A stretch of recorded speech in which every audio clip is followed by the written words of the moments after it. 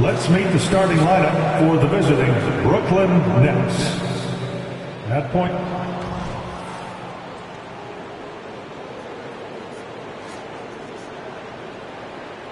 At the other guard position, Cameron Thomas. Rip City. Well, Brent, settling into the season now, what would you tell teams that are, by their own admission, underperforming? Well, the first thing you want to do is identify the problem, and in some cases that can be obvious, but sometimes it's confusing, BA, and you think you have what you need, it's just not quite working out. Now the opening lineup for the Brooklyn Nets. Bridges and Johnson work as the forwards. Then it's Cam Thomas. Then it's Nicholas Claxton. And it's Dinwiddie in at point. Now here's Simons from outside the arc. Claxton with a rebound.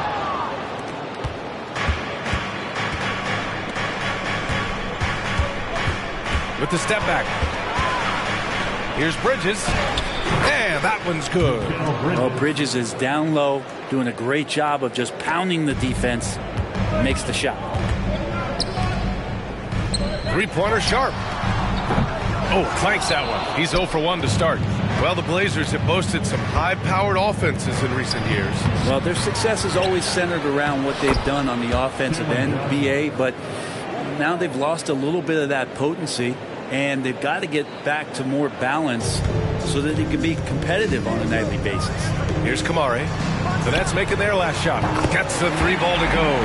Hey, when he's hitting that shot, it really helps the spacing for this team. Yeah, no question. When he is connecting from those kind of spots on the floor, it is just a huge boost for what they can do offensively. Nice one-handed jam. Simple and effective, BA. Hey, with the lead, I'm surprised he didn't come up with something a little more creative. Drains the triple. Three-pointers really haven't been a problem for Sharp since he's entered the NBA. Percentage is looking solid.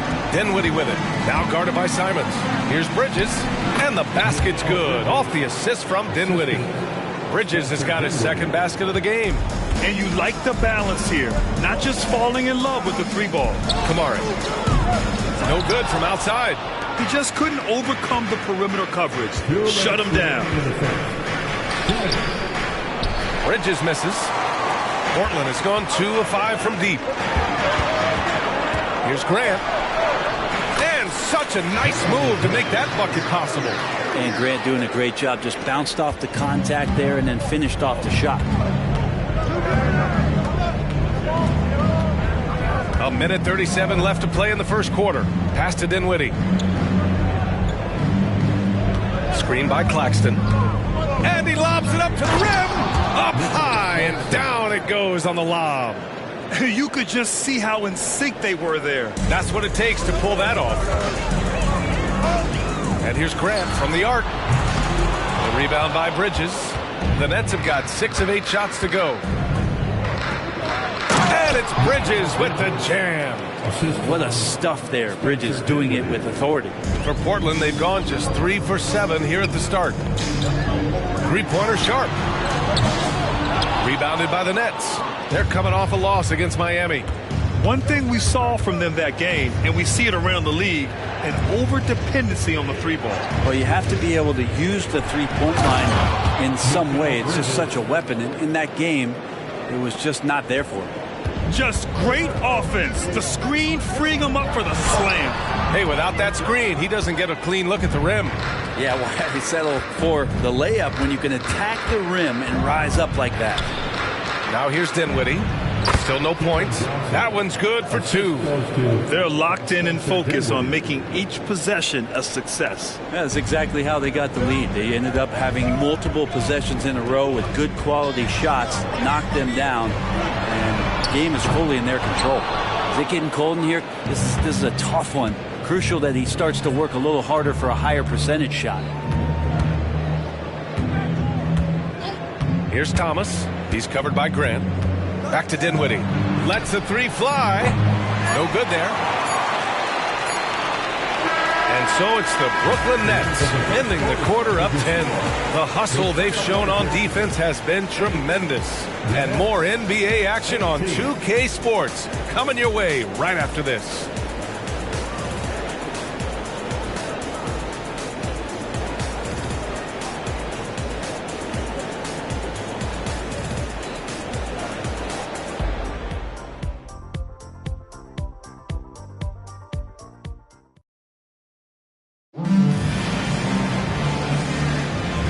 welcome you back to second quarter action.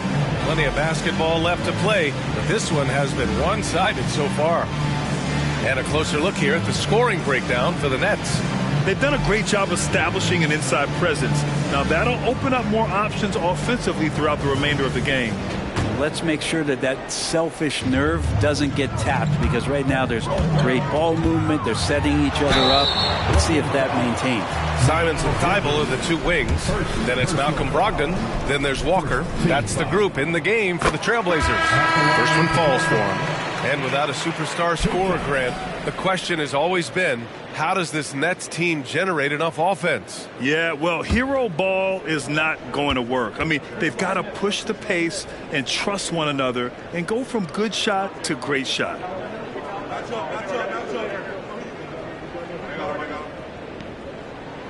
And so Simons nails both of them. Brent, you were a two-time NBA champion, so you must have the secret recipe. What wins in the playoffs? Well, Tim Duncan, BA. I mean, obviously, you need a team. It can't be a one-man show, and you need that collective to come together and be playing their best basketball at the biggest time of the year. We've seen these heliocentric offenses, one's built around one superstar, and that becomes too predictable of an offense, or one where a guy can't struggle. If they struggle, the team goes home. So championships are won by teams, BA. Here's Thibault. Right now averaging 5.5 a game. And it's Simons missing. It's one thing to prevent the layup. It's another to do it without fouling. Just terrific defense. They get it back. And wrestling for it there, but no one has possession. We'll have a jump ball.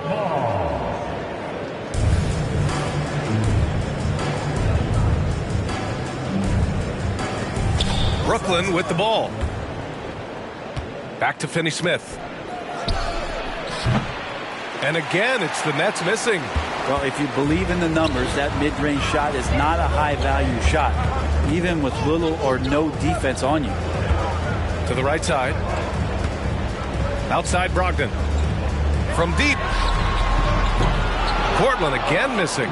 And the defense really respects his shooting ability, and they showed it with that tight coverage. And keeping us updated from the sideline, Allie LaForce. Brian, Scoot Henderson left high school early to pursue his basketball dreams. He missed out on a few things along the way, but he said, I feel I moved past all that, honestly. I have one goal. Everything else can wait. People that are going to prom, they're going to be there. The toughest part is just staying my age, but also being older than I am. Brian? Allie, you look at him, mature beyond his years. Thank you. Ooh, had a nice open look right there. Watford's gotten himself going with a triple, his first basket of the game. Time called here. The Trailblazers decide to talk it over.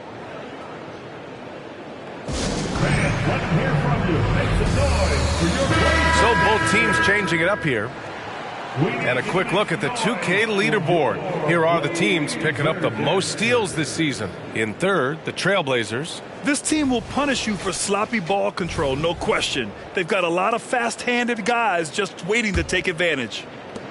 Quarter two and about 2 minutes in. 2 minutes remaining in the first half. To stop the run. Rebounded by the Nets. Claxton's got 4 rebounds now. And they're up considerably because of their efforts on the glass. And Grant, this season, the Blazers adding a G League affiliate in North Portland. Yeah, BA. I mean, the second to last team to do it. And the Suns next season will make it 30 for 30. Now there's a G League counterpart operating under each of the league's teams. There's the foul. It's on Anthony Simons. That's his first foul. Johnson, he's checked in for Brooklyn. Now the lineup for the Nets. Number 2, Cameron Johnson. 1:33 left to play in the first half.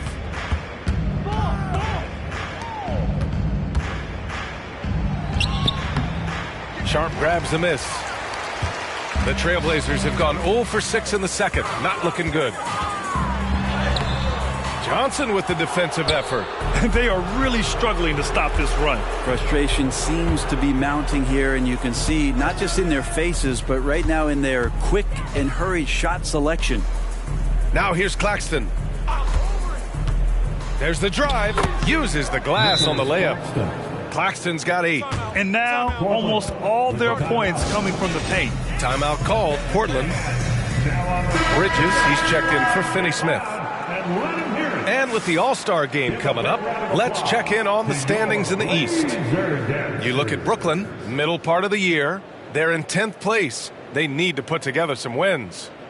I think for the Nets, it's really been an intriguing year for them. I mean, they work hard, they play gritty, but they're just so inconsistent. I just think if you're on the other side, how much are you looking at that team and saying, we're scared of them? So not a lot of fear from the opposition and what they're bringing to the table. They're good, they compete, but do they have that extra gear? I'm not sure. Now here's Dinwiddie. No points yet. Bridges outside. Back to Dinwiddie. And he dunks it down. Well, he passes to the wide open man. Bridges developing some team chemistry. And so it's Brogdon who brings up the ball for the Trailblazers. Their next game playing at home as the Pacers come to town. That'll be the end of a 3-game homestand. Brooklyn with the ball. Good momentum. 14 straight now. Here's Thomas. He's covered by Simons. Thomas misses.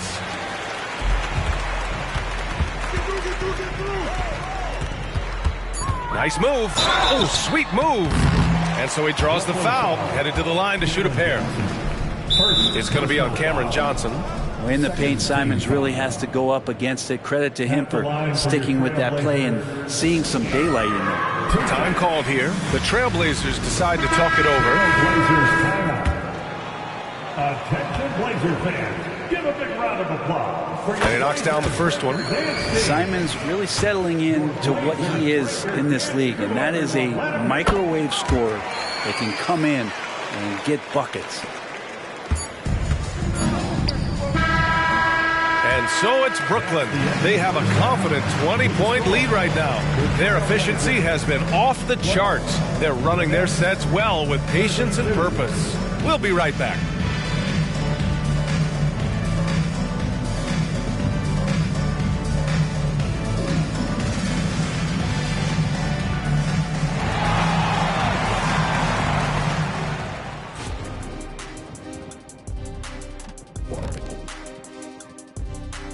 Thanks for tuning in. We love the mountain. If you can't get stops, you can't get wins. I'm not seeing the fight, the fire. Time to get angry. Otherwise, we can call it now. All right, time to see how the Western Conference is stacking up.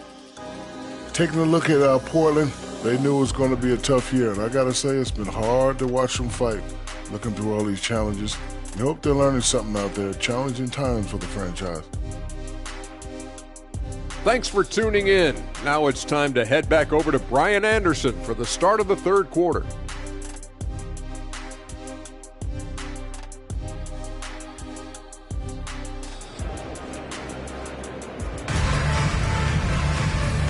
And with a big gap on the scoreboard, the second half begins with very different goals for these teams. One side trying to mount a comeback, one side trying to protect their lead. Boy, you look at Mikal Bridges. What a contribution. I like how they control the tempo and play to his strengths. Yeah, this is showing that they're not going to play at anybody else's pace but their own. And so in the game for the Nets, Johnson at the 4 with Claxton at center. Then it's Mikal Bridges, then it's Cam Thomas, and it's Dinwiddie in at the 1 spot. Now here's Dinwiddie, pass to Thomas. Over Grant. Thomas misses. Portland has gone 0 for 2 from outside here in the third. Boy, they need something to go to regain some confidence. No question. Way too many empty possessions for them. Hits a three-pointer. Sharp's got 6. He has the ability and the aggressiveness to capitalize from downtown. Dinwiddie against Simons. Johnson for 3. And the basket's good. Off the assist from Dinwiddie. Dinwiddie's got 7 assists in the game. Pass to Aiden.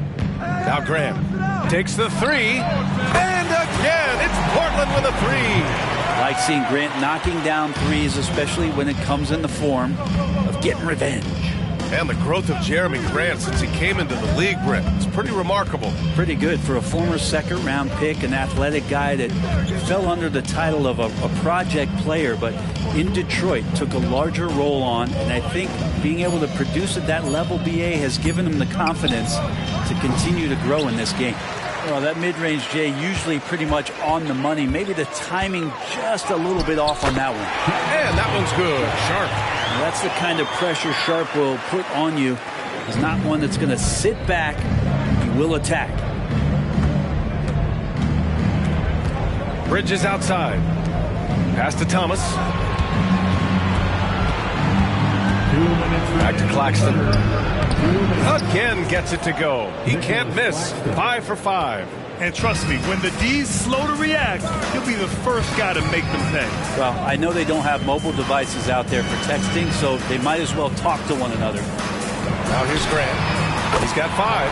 Connects from downtown. The three-point shooting has been on point here in the second half. Here's Thomas. Again, the net score. And just executing at a high level. I mean, taking what the defense allows and putting in the work. Basketball IQ is something that gets talked about, but its importance to a team showing up here, running plays that turn into scores. They're getting torched on the perimeter. 4 of the last 5 buckets have been threes. Timeout called. Brooklyn. Timeout.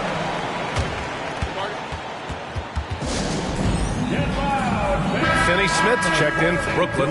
O'Neal comes in for Bridges. We need you to make some noise for your Blazer dancers.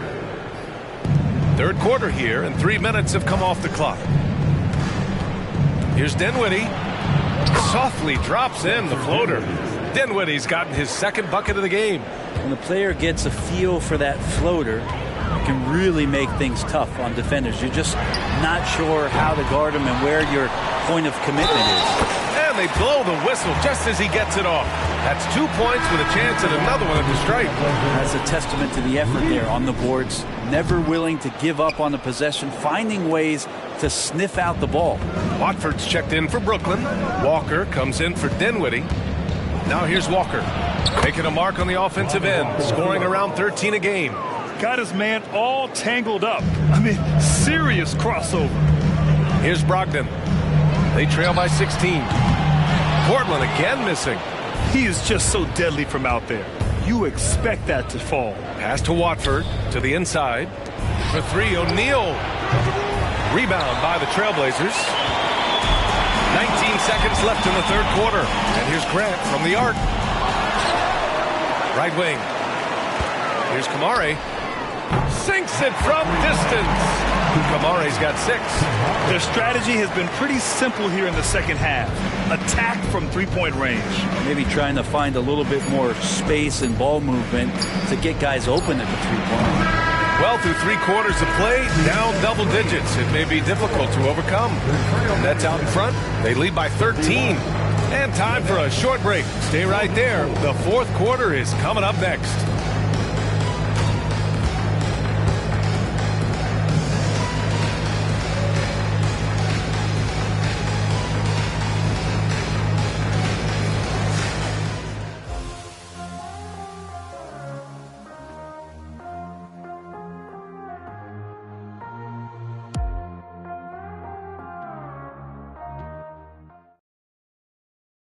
And it's time now to bring you our State Farm assist to the game. Yeah, just shredding the defense with that feed. Zero chance to stop that. That's what great passing will do for you right there, dissecting the defense with that play. And 1 quarter to go in a game that, to this point, has not been an evenly fought contest. Simons and Thibault are the 2 wings. Then there's Walker. Then it's Malcolm Brogdon. That's the group in the game for the Trailblazers. Yeah, so far the defense has not learned much from the lessons Mikel is teaching them. Thibault finds Brogdon. It's Walker on the wing. Launches it. The rebound by Bridges. Bridges has got his 4th rebound in this one. Oh, and there's the whistle on the shot. So 2 free throws for him coming up. Bridges doing a good job fighting hard past the foul, even after the release. All right, guys, let's get your take on the scoring breakdown for Brooklyn. I mean, they played some beautiful basketball all game. The passing has been impressive, and it's opened up things with their ball movement. All game long, they've just done a great job of keeping the pressure on the defense and penetrating with the pass. They've gotten everything inside, and they've converted there. Now here's Dinwiddie. Tries a 10-footer. It's wide right. Hits off the rim. Well, that's a shot they want just about on every possession if they can get it. He doesn't make them all, but still very much a high percentage look. Grant with a steal. Now here's Ayton.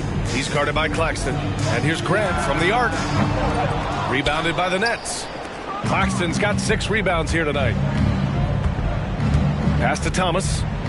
Yes, and a nice assist from Dinwiddie. Dinwiddie's got assist number 8 here already in the game. Here's Sharp. And here's Grant from the arc. Pure from 3-point range. Grant's got 9 points here in the second half. Now Jeremy Grant continuing to work on his game, stretching it out to the 3-point line. Dinwiddie against Simons. Bridges outside.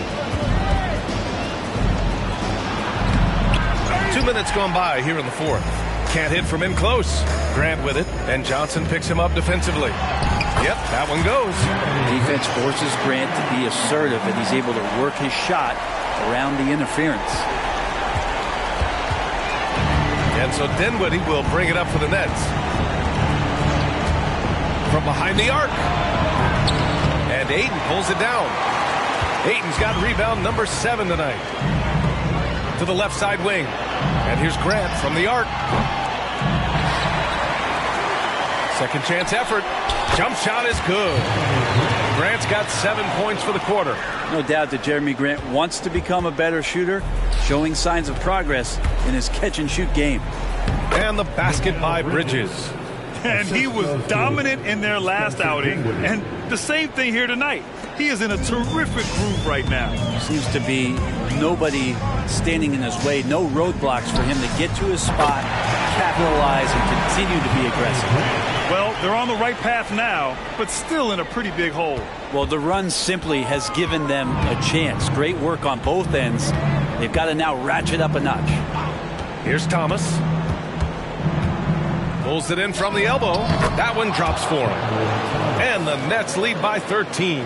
Barring a miracle comeback, this one is wrapped up. They were able to control the tempo and flow of the game, and it will end in a victory for the Nets. And they got a huge boost from their reserves tonight. Yeah, the point differential between the two benches was a deciding factor in this game. And for the year, this will give them win number 17. And this team really wanted to at least split this season series. And when you look at the game, the one thing that helped fuel this team to victory was the efficiency for Mikal Bridges. And guys, I just felt he was tremendous tonight. His energy infected his teammates, and the wrecking ball on both ends. Here's Kamari. Got a miss there with a chance to cut the lead to single digits. And the Nets with possession here. 10-point lead. Oh, and Johnson slams it in. They really came in with the right mindset today. I can guarantee you their flight home will be filled with some smiles. Yeah, when you step into an opposing team's arena and you can play with this type of composure, boy, that food tastes good on the way out of town. And their strategy is obvious. Manufacture looks from outside the arc. And I don't know how they keep doing this, but every time down, the resulting possession ends up at the 3-point line and a fairly efficient shot attempt at that. Here's Dinwiddie. So we see the Nets get the win here. It ends up being a fairly easy road win. Those are so hard to come by. It's never easy to take a game in someone else's building. And that's again really soon.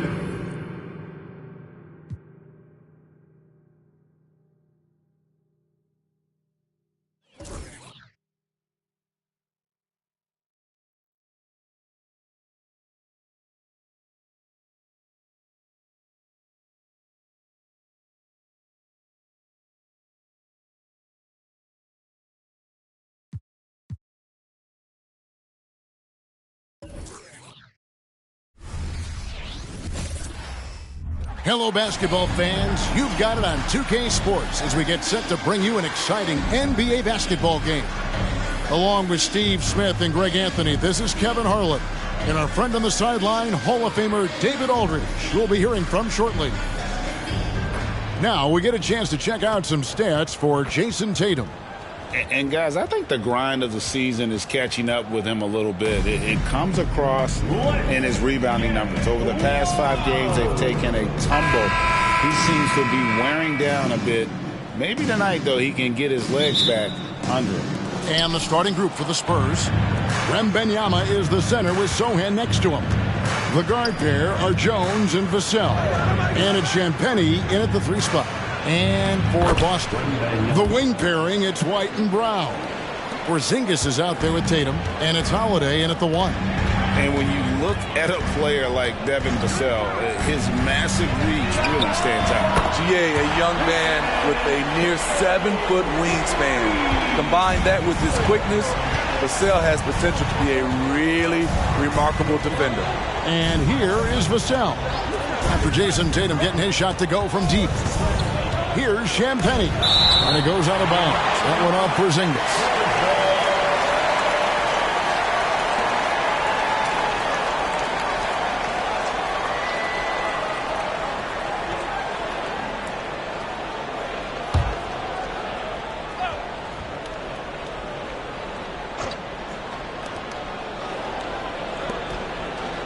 Here's Sohan. 23 points his last outing, just 4 to shoot. Here's Wembanyama, and it's good with time running down on the shot clock. Wembanyama's got his second bucket tonight. Holiday against Jones. Holiday the pass to White. The three-pointer no good. For San Antonio, they've gone 2 of 3 here to start off the game. And stolen by White. Down Holiday with a clear path to the hoop. Lets the 3 fly. Rebounded by the Spurs. They're coming into this game off that recent loss to Atlanta. Yeah, in that one, the shot selection wasn't terrible, but they had to tighten it up. That did not happen. They never really got into a rhythm, despite trying a few different things. Sometimes it's just not your night. And you see the unselfishness right there. Brown wanting to keep his teammates involved. And it's Jones with the ball for San Antonio. Now the Spurs, Smitty, managed to end their 2023 season on a win, but last in the West. But with hope for the future. You're right, Kevin. Tied for worst record in their conference. But everyone knew that team was rebuilding. And bingo, they got the #1 pick, Victor Wembanyama. And that replay showed just how forceful that block was. And an early swat like that can really set the tone. Now the shooters will be feeling his presence. Here's Wembanyama. 26 points for him last game against the Hawks in Atlanta. And his shot blocking almost single-handedly changed the game. No one wanted to put up a shot with him lurking. A shot by Champagnie, no good. Boston's gone 1 of 3 from beyond the arc so far in the game. Sohan, the pass to Champagnie. And Jones has it in the corner. Here's Sohan. Once again off the mark by San Antonio. Outside Holiday. Offline with his 3. Last game for the Celtics, they pick up the win against the Raptors in Toronto. Vassell, no good. Yeah, he's kicking himself. No defenders to be found in that mid-range area. And Greg, the way the Celtics have approached this season in terms of intensity, I think they clearly feel, though, they have unfinished business. They've been so close to a title for a number of years. They've even been title favorites at times. It's part of the maturation process, as excruciating as it may be. Looking at who's out there now for the Celtics. Luke Cornett, he's checked in for Porzingis. Horford comes in for Jason Tatum. And it's Pritchard in for White. Austin making a switch here. Hauser's checked in. And with this chance, we can show you the real stats, the real scores from the real NBA. Those are the season's top shot blocking teams. Number 1, the Celtics. And anybody who's a fan of defense has got to love this team. I mean, no one loves to see their name on top of that leaderboard as much as this coaching staff. And here in the first, about 3 minutes in, they double-team Johnson. It's Vassell on the wing. Passes it to Branham. Over Horford. Branham can't get it to go.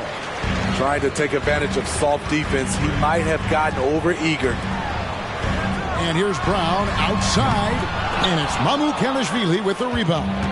2-for-1 chance here. Let's see if they use the clock to their advantage. And here's Johnson outside. Another shot. It's tipped. And they recover it. Just 5 on the clock. Here's Sohan. That one falls, coming off the Johnson feet. And this game is tied up now. If Sohan is knocking down the deep ball, look out. It really opens up his offense. Johnson outside. Pass to Branham. Here's Vassell. Tie game in Boston. And the second quarter will be on the way when we come back. Celtics 7, the Spurs 7.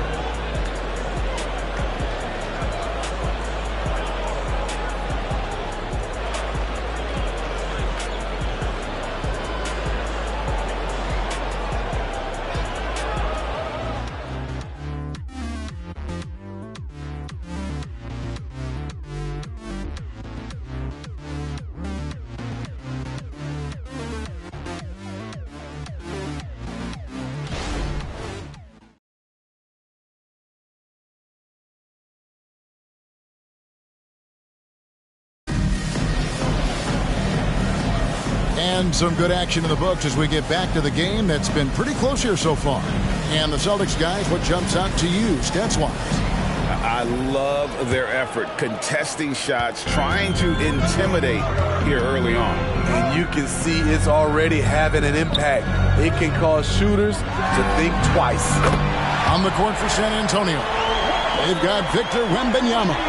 And it's Johnson in at the small forward position.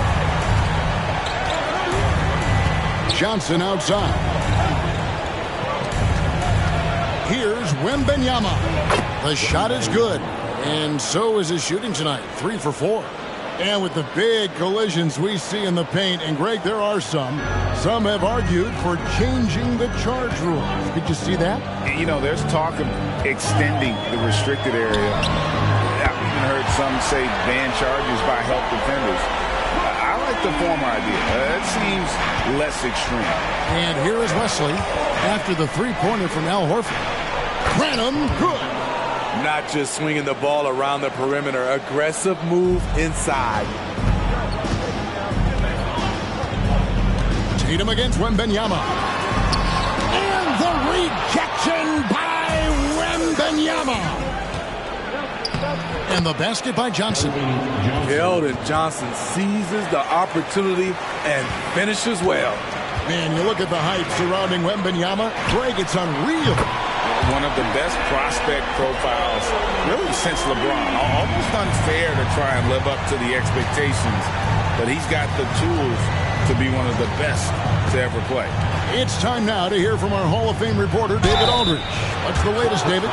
Thank you, Kevin. The Celtics are a powerhouse, but they also know they're going to get every team's best shot, and they've got to be ready. All-star Jaylen Brown says comfort will kill you. These teams aren't waiting around to let us win the game. You've got to go out and prove it every single night. Success is earned every single night. Kevin, I hope to earn success tonight with my sideline. David, you are in the Hall of Fame, my man. You have earned it. Thank you so much. Here's Jones after Drew Holiday's score. Jones, the pass to Wembanyama. And the call will be against Al Horford. That's his first foul. I mean, that's a tough break for the D. I mean, he took the hit and drew the whistle. Brown, who's checked in for Boston. White comes in for Pritchard. And San Antonio also making a switch. Vassell's checked in.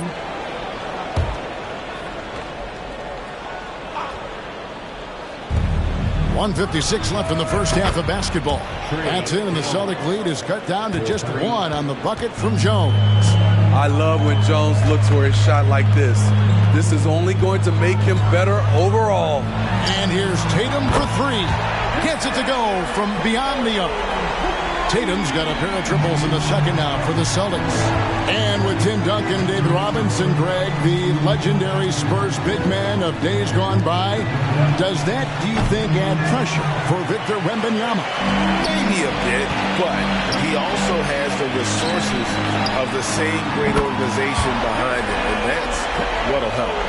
And you can tell he's looking for his shot. He just believes in it. You know why? Success breeds confidence, and he's certainly been successful from there, time and time again. On the basket by Jones. That was big because they dug a big hole in the first quarter, but starting to show signs of life. And here's Tatum for 3. And the Celtics hit again from deep. Their third three-pointer in a row. 52 seconds left now here in the second. Pass to Sohan. There's the pass to Vassell. Nice D from Porzingis. A for effort, but when there's that much resistance at the rim, better find another option. Celtics passing it around. Tries it from 19. It's good. The assist that time from Holiday. And now a 10-point Celtic lead. Oh, great ball movement there. And so it's Jones. He'll bring it up for the Spurs. 16 seconds left in the second quarter. Basket counts. Turning on the Jets. Trey Jones sprints in before they can close the gap. And here is Tatum. He had 19 points in the win against Toronto. And not only was he creating for himself, he was setting up teammates with good shots.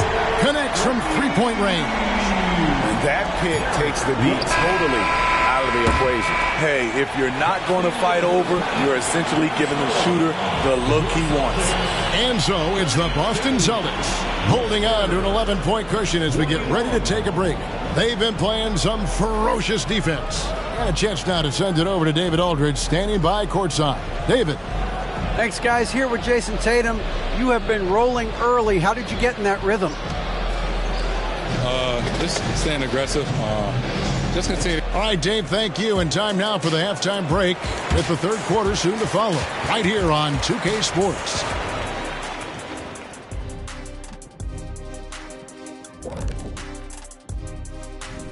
Hey there, everybody. Hard not to love what Tatum is doing out there, hustling on both ends of the floor, punishing. I mean, he's punishing the D with his scoring ability and keeping his team. And guys, now let's see what games have yet to tip off. Out in Portland, it'll be the Trailblazers again. That'll do it for our show tonight. Thanks for joining us, and we'll send you back to Kevin Harlan for more hoops action.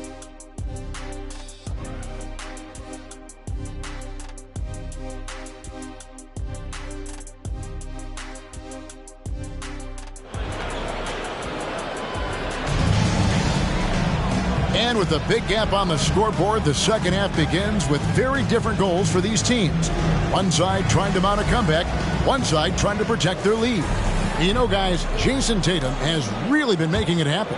Man, he's been running wild on them through that first half. Absolute dynamite on offense. This is his challenge, to continue to dominate, to help them try to close strong here in the second half. The wing pairing, it's White and Brown. Jason Tatum is out there with Porzingis, and it's Holiday in a point guard. And that's the group for Joe Mazzulla as we begin the second half. Beautiful find by Derek White. When you start your career with Coach Popovich, you either make the next pass or you don't get minutes. And Porzingis had a lot of suitors, GA, over the summer. Eventually, the Celtics made the move for him. Porzingis rehabbed his game and value in D.C. With the Wizards rebuilding, he was a prime trade target. Boston went for him early, and he could be a difference maker for the Celtics. Passes it to Vassell. Down low. Here's Wembanyama. Count the basket. And it's 9 points for Victor Wembanyama. They're scoring boatloads of buckets. It's raining buckets from inside. And now the latest from our reporter, David Alder. Thank you, Kevin. Well, Victor Wembanyama has studied all the greats and one in particular, Kobe Bryant. He says, I know all his stats and records, but mostly I admired his state of mind and his philosophy and his approach to the game. When I suffer and I have a doubt, I wonder what Kobe would have done. And I know he would have done more. I'm going back to it. Kevin? Thanks, David. They've given up a lot of three-pointers here today. Time called here. The Spurs decide to talk it over. We love the fact that the NBA is constantly evolving. Greg, what have you thought of the recent schedule adjustments? I think the league's done a great job cutting down on the back-to-backs. And also, I like these two-game, like baseball-style series we've seen. Limiting travel helps big time. Celtics leading by 12. Tatum finds Holiday. Over in the corner, Porzingis jacks up a three. And again, Boston with the triple. And when you rake stretch bigs, you have to place Porzingis toward the top of that list. This guy is a pure shooter at 7'3". Inside, here's Wembanyama. Terrific assist, a nice finish. Solid play all around. And they're beginning to just flat out fall apart defensively right now, especially on the interior. In the 2016 and 17 drafts, GA, Boston ended up with the third pick overall both of those years. And they nailed those picks, getting Jaylen Brown and Jason Tatum back-to-back, setting up their franchise for years. And it's Vassell in the corner. Trains it from beyond the arc. Vassell's got himself on the board with three there. Big answer from Vassell. He's a competitor. He knows when they need to swing momentum. Took him no time at all on that one. Porzingis has got a pair of threes now here in the third for the Celtics. Holiday against Jones. And a lot of contact on that one, so he'll shoot two here. Boy, Steve, Trey Jones is a great story of continuing to work at your game. Yes, it is, Kevin. He's developing into a nice point guard who can run the show. The vision continues to get better, and points are coming in bunches. It's clear he's putting in the work. And once the team to beat in the West, Greg, San Antonio is trying to get back to that level. Well, they have a great organization, top to bottom. They're smart and battle-tested. I believe these guys will find a way. It's stolen by Johnson. And now here's Johnson, a fast break chance. And they pick up two. Jones has got 13. Man, he keeps doing his part. They just haven't been able to get over the hump. Three-pointer, Horford. A new 14 for Boston. Shoots the three. Drills it from outside. 9 points in the game so far. That's a dozen straight points coming off the triple. To the middle. Here's Vassell. And he jams it after taking the nice feed on the run. Finding the most open guy. Good vision from Trey Jones out there. Just 1 second between the shot clock and game clock. They get the rebound. They kick out to Brown. Here's the three. A rebound by the Spurs. They'll be off to Charlotte for a game against the Hornets. And that game will be game 3 of 5 away from home. It's good from long range. You see Vassell's confidence growing at the arc. He is getting more comfortable out there. Here's Cornette. And no luck with that time on the buzzer beater. And so it's Boston with a 10-point lead. Some breathing room heading into the break. And their three-point shooting has paved the way for them. Right back after this break. And now we have a moment to reveal our State Farm assist of the game.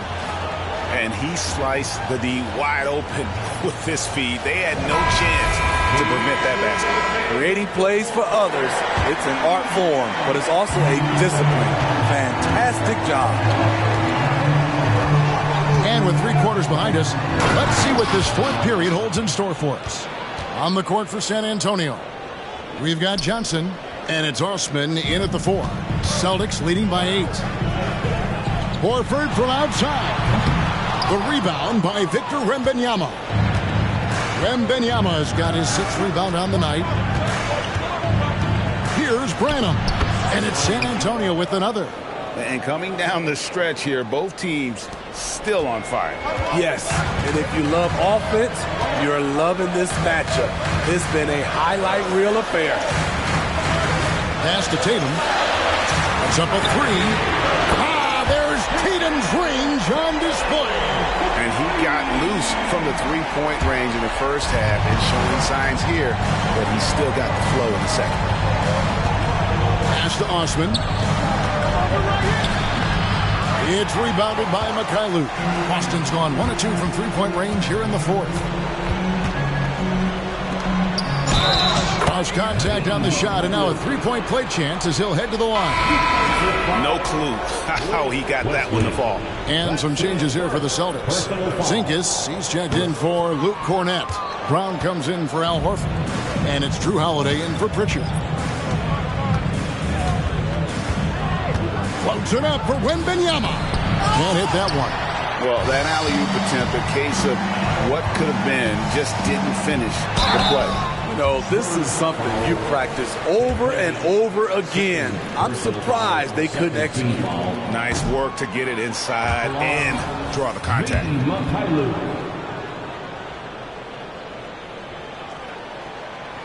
And he ends up missing both free throws. Spurs trail by 11. It's Jones on the wing.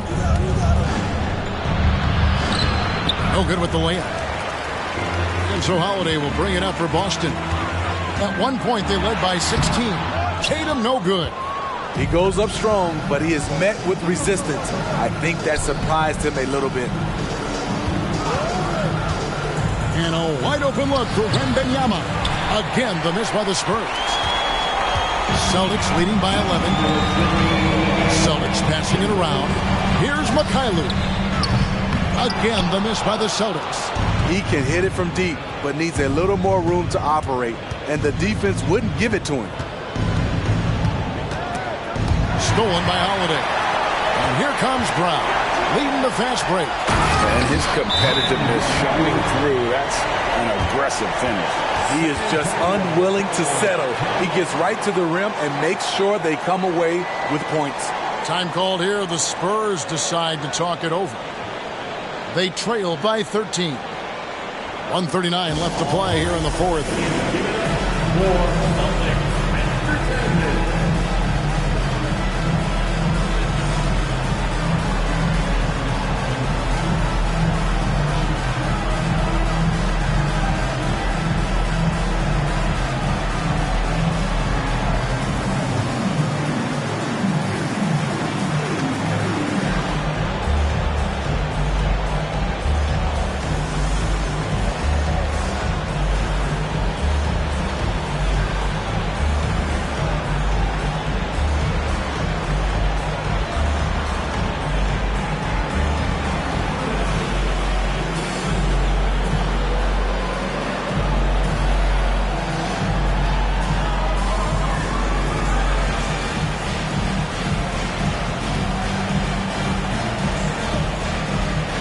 White checked in for Mikhailuk.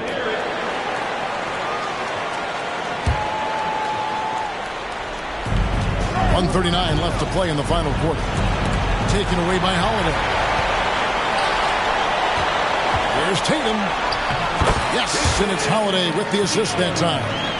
Tatum's got 5 points now this quarter.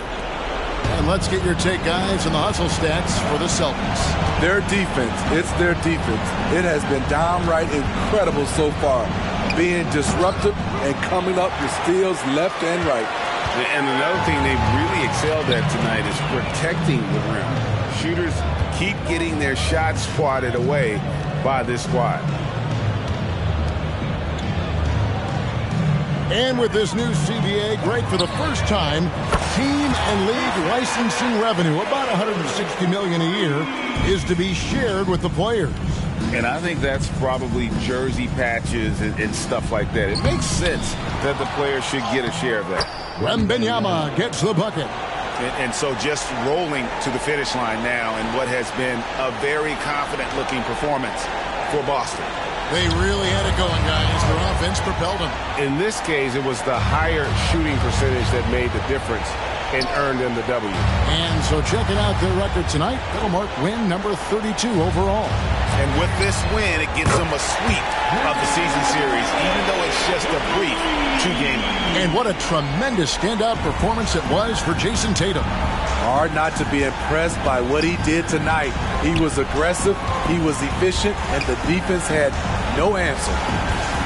Jones, the pass to Wembanyama. And Wembanyama throws it down. And we talk often about Wembanyama's insane lift. There, we see it on the offensive glass. Porzingis can't hit. Now Jones.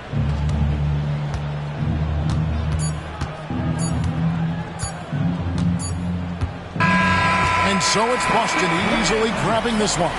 They won this game going away. They were the better basketball team by far tonight. And you got to commend this sort of dominance, particularly here at home. It's a great feeling when you play almost a perfect game and to have that crowd be so pumped up.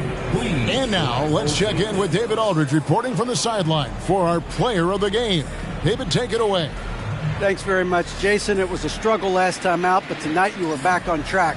What was the difference? Just got to have a short-term memory. Sometimes shots just go in, but you always got to be a... Thank you, David. And that'll wrap it up, folks. For Greg Anthony, David Aldridge, Steve Smith, and the rest of our terrific 2K Sports crew, this is Kevin Harlan saying thanks for...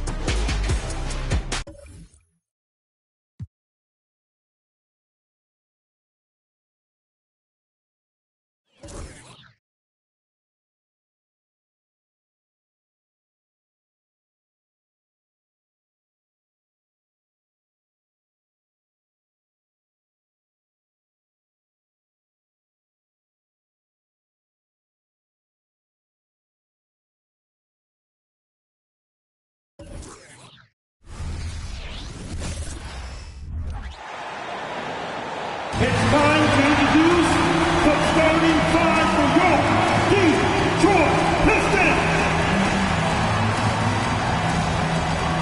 At guard, 6'5", number 7. Great to have you with us. We are set to get you over the hump this Wednesday night with another edition of the Doors. We're officially in the thick of it now. A big chunk of the season in the rearview mirror. Yeah, no time to look back either, BA. What's done is done. The teams that learn from everything that's happened to this point and then continue to make adjustments and enhance what they do well, those are the teams you usually see make extended runs. So the opening lineup for the Timberwolves. Inside, we got Towns and Gobert. Edwards at the 2 with McDaniels at the 3. And it's Conley in at the point guard. Duran, the pass to Bogdanovich. Fires for 3. He drops it from range. Well, Bojan Bogdanovich, simply stated, has become a knockdown three-point shooter. Conley against Hayes. McDaniels from long range. Duran with a rebound. And so it's Bogdanovich with it. He brings it up for the Pistons. It's a three-point game. They defeated Washington in their last game. And it wasn't just their starters putting in work. Their backups were real spark plugs on offense. One thing we know, great teams in the NBA get production off the bench, and that was critical that night. And Doris, Anthony Edwards has lived up to the expectations. He continues to get better each year. He does, BA, and let's remember, as a former #1 pick, that carries a lot of weight and responsibility. But Ant is a guy who embraces that pressure. He wants the spotlight, and he puts in the work to be great. His future is bright. The kick out to Conley. Towns for 3, counted from distance. What a feed to Towns. This guy ready to rise and fire on the catch. There's Bogdanovich with the 3. Karl Anthony Towns comes up with a rebound. And lockdown defense against one of the best three-point shooters in the league. Shot is good by Edwards. Defensively, you have to stay connected to him on the perimeter. And about 2 minutes into the first quarter here. Ivy outside. Back to Hayes. Over to the left wing. Three-pointer Stewart. The rebound by the Timberwolves. And this is their first time matched up with the Pistons this year. It was surprising they lost both games to this team last year. You would have thought the opposite. And it's powered home by Towns. How about Gobert with the find? On time and on target. Nicely done, Rudy. Out of bounds, the Timberwolves will take it.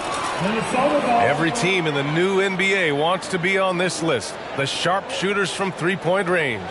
The fourth spot held by the Timberwolves. Instead of just bombing away, they work hard to create good looks from beyond the arc.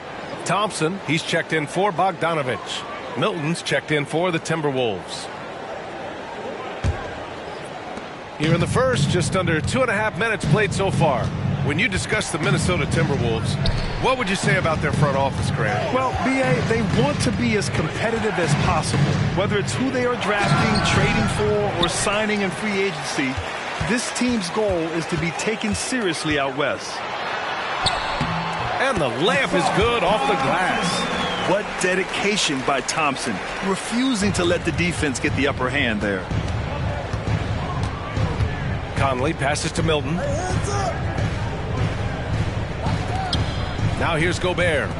15 in his last outing. And that one's good from Conley. And what's working here? Each guy is willing to make the next pass. McDaniels against Thompson. Hayes for three. That won't go. Misses his first shot of the game. And you'd like to go 2 for 1 here, Grant. And at the same time, you want to get a good shot here, B.A. From 11 feet away, rebound Detroit. And that closeout certainly made a difference.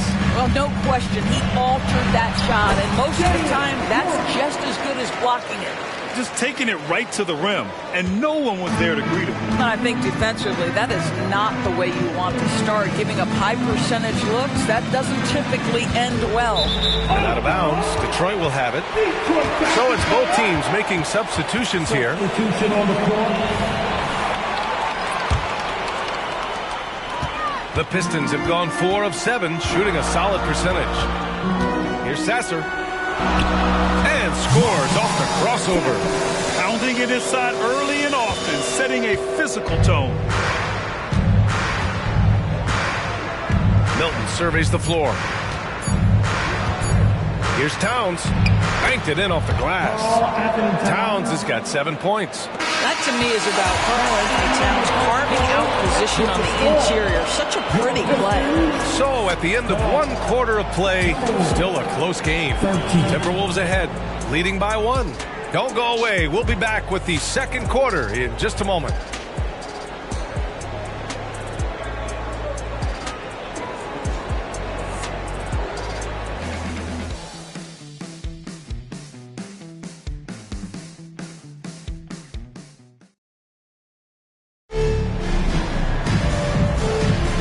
And it's been a pretty even game here after 1 quarter of play. And to look at how the offensive approach has been going so far for Minnesota. Yeah, their early focus on outside scoring has paid off. They're finding plenty of points from three-point land. Yeah, and in addition, their ball movement has really unleashed their offense. Boy, they've been fun to watch. So for Minnesota right now, Nickeil Alexander-Walker out there with Kyle Anderson. Then there's Naz Reid. Then there's Anthony Edwards. And it's Milton in at the 1 spot.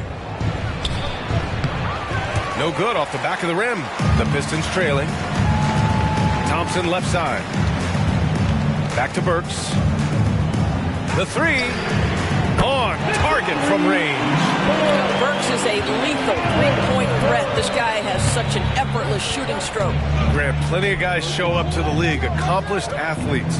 Asar Thompson is no exception. Yeah, I mean, he and his twin brother Amin both possess elite explosiveness, B.A.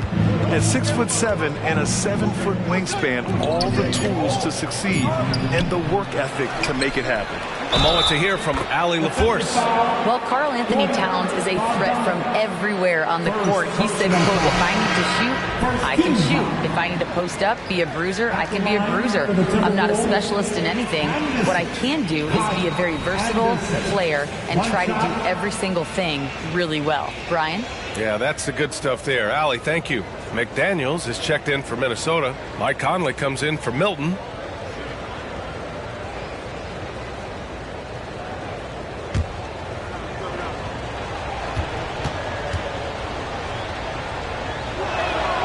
Well, the saying is defense wins championships. But in this day and age, don't you need both? No question, BA. You definitely do. I mean, we've seen plenty of great defenses flame out in the playoffs because they couldn't put up points. Defense alone isn't enough. You need a balance of both. Conley against Hayes. Pass to Anderson. Fires from deep. 2 shots, 2 makes. Off to a good start. Another lead change.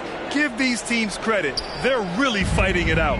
Neither team willing to give an inch, and neither able to seize the momentum. This has been a fascinating one to watch. And here's Conley. So far, he's averaging 11 points a game. Count it. There's a reason Mike Conley's teammates love playing with him. If you're open, I promise he'll find you. They're going to turn it over. They couldn't get it inbounds in time. And a chance now to take a look at some numbers for Rudy Gobert.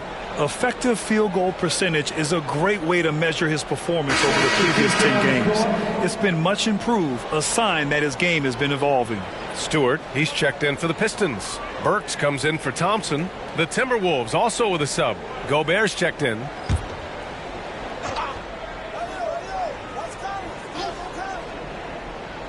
Second quarter of play with around 2 minutes gone so far. Ivy against Edwards. 2 minutes remaining in the first half. 2 minutes.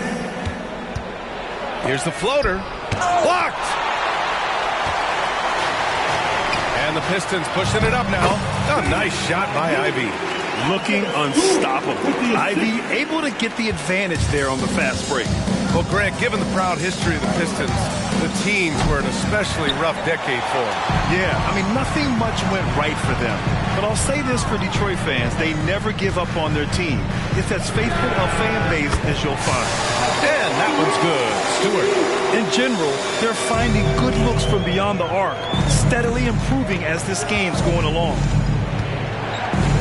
Gobert with a screen on Bogdanovich. Pass to Gobert. Stolen by Burks. And they're on the break. Hayes with it. He's picked up by Conley. Ivy passes to Stewart. And the officials whistle a foul on the shot. The bucket is good, and he'll go to the line. I love it. I mean, great ball movement by Ivy. All right, guys, some stats here. The scoring breakdown for Detroit. Well, they found a groove, and it's from distance. So knocking them down from the three-point land never hurts. Yeah, they've also been alert and active on the defensive end, creating turnovers and turning those into points on the offensive end.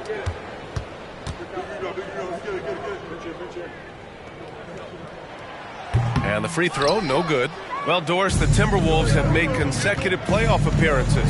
That's a win for this team. Well, when you consider that hadn't been done in this organization going all the way back to 2004, it does show they are moving in the right direction.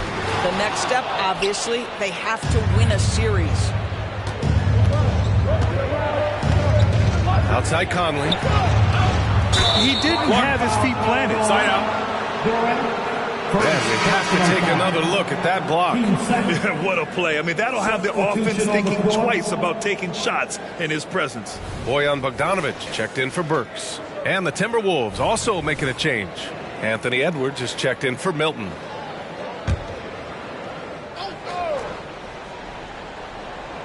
Just under 3.5 minutes played here in the second quarter. Gobert finds McDaniels. Over Bogdanovich. McDaniels, that's good. McDaniels got his first basket. 30 seconds left in the first half. Hayes, the pass to Ivy. Fires the three. And Conley grabs the miss. Minnesota has gone 1 for 3 from downtown here in the second. Edwards can't hit. Hayes against Conley. There's the triple. And Hayes good for 3. Hayes has gotten himself going here. His first points of the game on the deep ball. Edwards for 3. that shot off. And so a close game as we wrap up the first half of play. The Pistons on top, leading by 5. And we'll see you back here after the break. Third quarter action in just a bit. 23.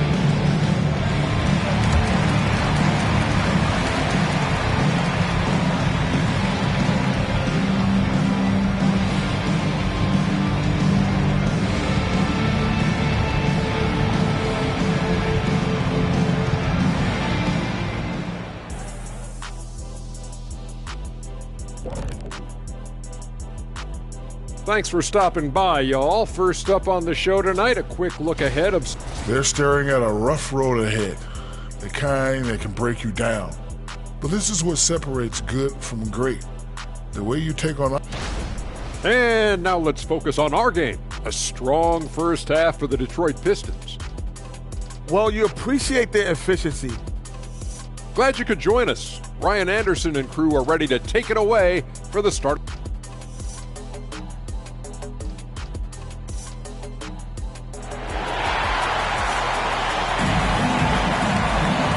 We've got second half action for you. Thus far, a pretty evenly contested game. I'll tell you, one guy who's been getting it done is Bojan Bogdanovic. He's hit shot after shot from deep. He's so locked in right now. Well, the break certainly didn't have a cooling effect on him at all. He's in a great rhythm, looking comfortable and confident. They've got Jaden Ivey, Isaiah Stewart out there with Jalen Duren. Then there's Bojan Bogdanovic, and it's Hayes in at the point. That's the group for Detroit right now. All right, let's get a report from Allie. Cade Cunningham was the Pistons' #1 overall pick in 2021, but he knows recognition comes with success. He said, nobody will care until you're winning. I think that's the next step for us. We're trying to take that challenge. It's us versus everybody. Brian, the Pistons, a young and scrappy team, are embracing the challenge. Yes, they are. Thanks, Allie. Bogdanovic finds Hayes. Back to Bogdanovic. And out of bounds. The Pistons will take it. As always, things getting interesting in the West. A look at the standings. Taking a look at the Timberwolves. They're in first place right now with a tremendous record. They're certainly the team to beat. Seeing where the Timberwolves are, there is a lot of talent on this team, and they've delivered. They're having a great season, and it's only left their fans wanting more. Well, how about the momentum they have built to get off to this fantastic start? All positive vibes right now for this group. Boy, that's too easy to miss, but somehow he finds a way to do it. Well, you look at the length and athleticism of this young Pistons roster, Grant. Quite the foundation. Yeah, B.A. I mean, those are things you can't teach. So the rate at which this new-look coaching staff develops that will determine just how quickly they can deliver on that innate capability. Yeah, you love to see Towns mix it up a little bit. Gets his team a bucket on a second chance. Bogdanovic from long range. And count it. Now 5 for 7. Man, they're having a hard time defending the triple. That's 3 in a row. It's Edwards on the wing. Ivy defends. Count it. Edwards has got 5. Anthony Edwards just reading what the defense giving up. Gets to his mid-range game right there. Bogdanovic from long range. Rebounded by the Timberwolves. Towns has got 4 rebounds now. Pass to Edwards. The 3-ball. The Pistons clear it. Duren's got 4 rebounds in the game. Ivy outside. Back to Bogdanovic. From deep. Offensive rebound. Stewart, the pass to Duren. Second chance shot. Can't get the layup. Boy, 9 times out of 10, that's going in. I'm sure he surprised himself with the miss. Here's McDaniels. The kick out to Conley. Beyond the arc. Duren with a rebound. Duren's got 6 rebounds now in the game. A touch over 2.5 minutes of basketball played here in the third quarter. Again, the miss by the Pistons. Oh, that was a great effort defensively. Get a hand up in the face of the shooter. It's so important. Here's Edwards. Duren with a rebound. Boy, a really tough quarter for this guy. Just struggling to make shots right now. Ivy passes to Hayes. Stewart outside. Now Bogdanovic. 3-pointer.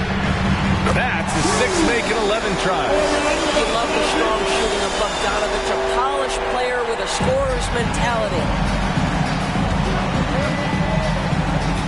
Conley against Hayes. Now here's Conley. Deep. Gobert goes up and brings it down. Well, spectacular athleticism from the 7-foot center Gobert. Wow. Outside Bogdanovich. Fires the 3. Rebound Minnesota. 7-second difference between the shot clock and the game clock. Conley with the ball. Pass to Towns. Here's Edwards. Down to 5 on the shot clock. Now here's McDaniels. Towns, a screen on Hayes. Goes back up. No good. Misses at the buzzer.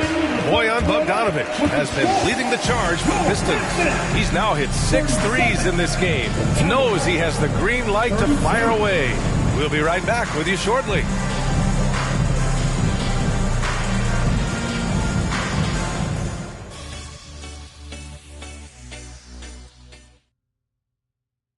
And now we have a moment to reveal our State Farm assist of the game. You talk about painting a magnificent picture with that dime. Just a great decision and a perfect delivery. We call that putting it right in the pocket, and he knew what to do with it once it was there. 3 tense quarters behind us. One more to go. Thanks for being with us as we get ready for the 4th. On the court for the Timberwolves. Edwards out there with Shake Milton. Then there's Kyle Anderson. Then there's Naz Reid. And it's Alexander Walker in at the 3 slot. Pass to Muscala. Bogdanovich up top. Here's Burks. Guarded by Edwards. Knocks it loose. And it's going to be out of bounds. The Pistons will retain possession. And the Timberwolves will go for a different look here. Rudy Gobert's checked in for Reed. Karl Anthony Towns comes in for Anderson. McDaniels is checked in for Alexander Walker. And Conley subbed in for Milton. There's Bogdanovich with the 3. It's down. His 7th make in 13 attempts today. Here in the second half, they're really focused on stretching the floor. And guys, boy, when you're hitting, it sure does work. It obviously opens up major options at the offensive end. Edwards looking for an opening. Stewart against Towns. Back to Edwards. Looking to get it going. That's in. Coming off an assist from Towns. Man, that strength and concentration from Anthony Edwards. Yes, there's contact. Doesn't bother him. Bogdanovich from long range. And so it's Conley who brings up the ball for Minnesota. They trail by 6. McDaniels from long range. Nails it from beyond the arc. That's exactly the kind of shooting you need down the stretch to win games. Detroit has gone 1 of 2 from deep in this quarter. Hayes attacking. Lays it up and banks it in. Well, that's not the guy you want guarding him at the rim. Just too much of a differential in terms of size. Edwards against Ivy. Outside McDaniels. There's a screen. And he's going for the lob. Saw his teammate with a path to the rim, and boom, lobbed it up there beautifully. Very smooth catch and finish. Bogdanovich from long range. 8 makes out of 15 shots. He's got it going. This guy can do so much for you on the offensive end, and that is why his number gets called time and time again. Ivy against Edwards. That one no good. Ivy with the defensive effort. The Pistons have gone 3 of 4 in the 4th and looking confident on offense. Bogdanovich from long range. Minnesota with a rebound. Gobert's got his 8th rebound here tonight. McDaniels finds Towns. Edwards with it, and it's Ivy picking him up.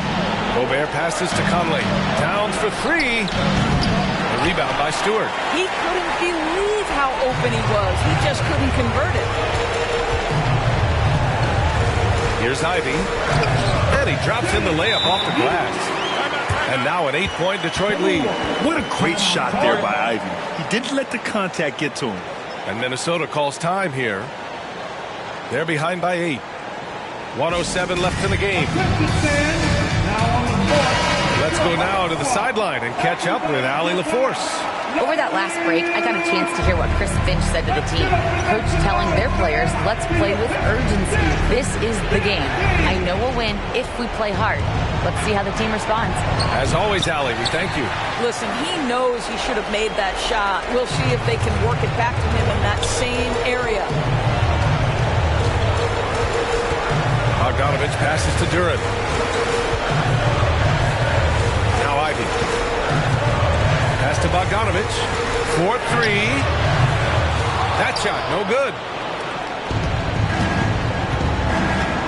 McDaniels against Ivy. McDaniels passes to Gobert. Gobert with a screen on Hayes. Edwards with it. Now Bogdanovich defending. Shot is good by Edwards.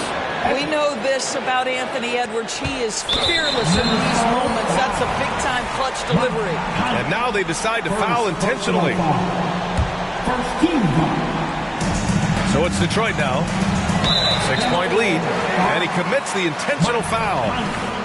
Second personal foul. Team second. So the first one drops. And that makes it a 7-point lead. Killian Hayes. 2 shots. And a tough break as his second attempt is no good at the line. I hate to say it, but I'm pretty sure we can close the book on this one. Well, it's been a hard-fought battle through much of the night. They just missed out on a couple of opportunities they'd love to do over. And they foul intentionally. That's what they have to do at this point. And a smart choice right there. I mean, you can't allow them to just drain the clock. At the line for Detroit, Killian Hayes. He hits the first one, and that puts him up 5. And so both free throws good, and it's a 6-point ball game. Every free throw is crucial in a close game. Nice work at the line. And Minnesota calls time here. They're down by 6. 17 seconds left in the fourth. All right, guys, what do you think? They need to answer fast. Well, preferably a 3, right? If there's a clean look, take it. 3-pointer. Duran with the rebound. And so they foul intentionally. Rudy Gobert. First personal foul. Team 4. And that hurts as he doesn't get the first one to fall. Trying to focus now for the second. So neither attempt will fall that time for him. Outside Edwards. And knocks down the 3. Well, don't think twice. Ball touches your hands. You let it go, Anthony Edwards. And now they foul and stop the clock. First personal foul. 15 foul. And he misses the first one. Boy, he wanted that one to go.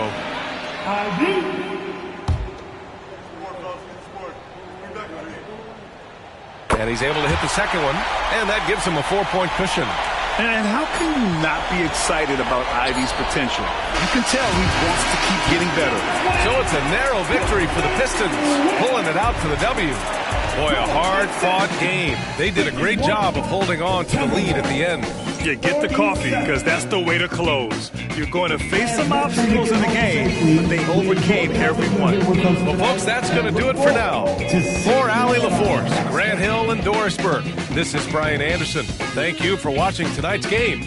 As New Balance presents our player of the game, Boyan.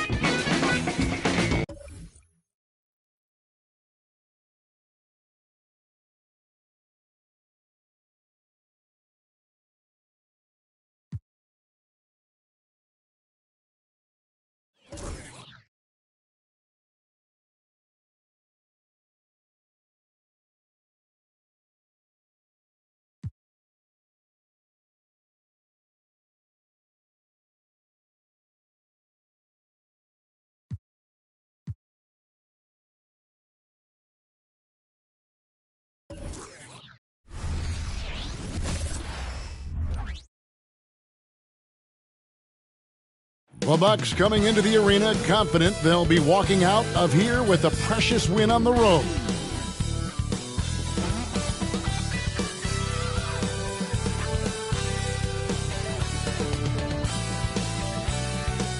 Hi, everyone. Thanks for joining us on 2K Sports. NBA action is coming up.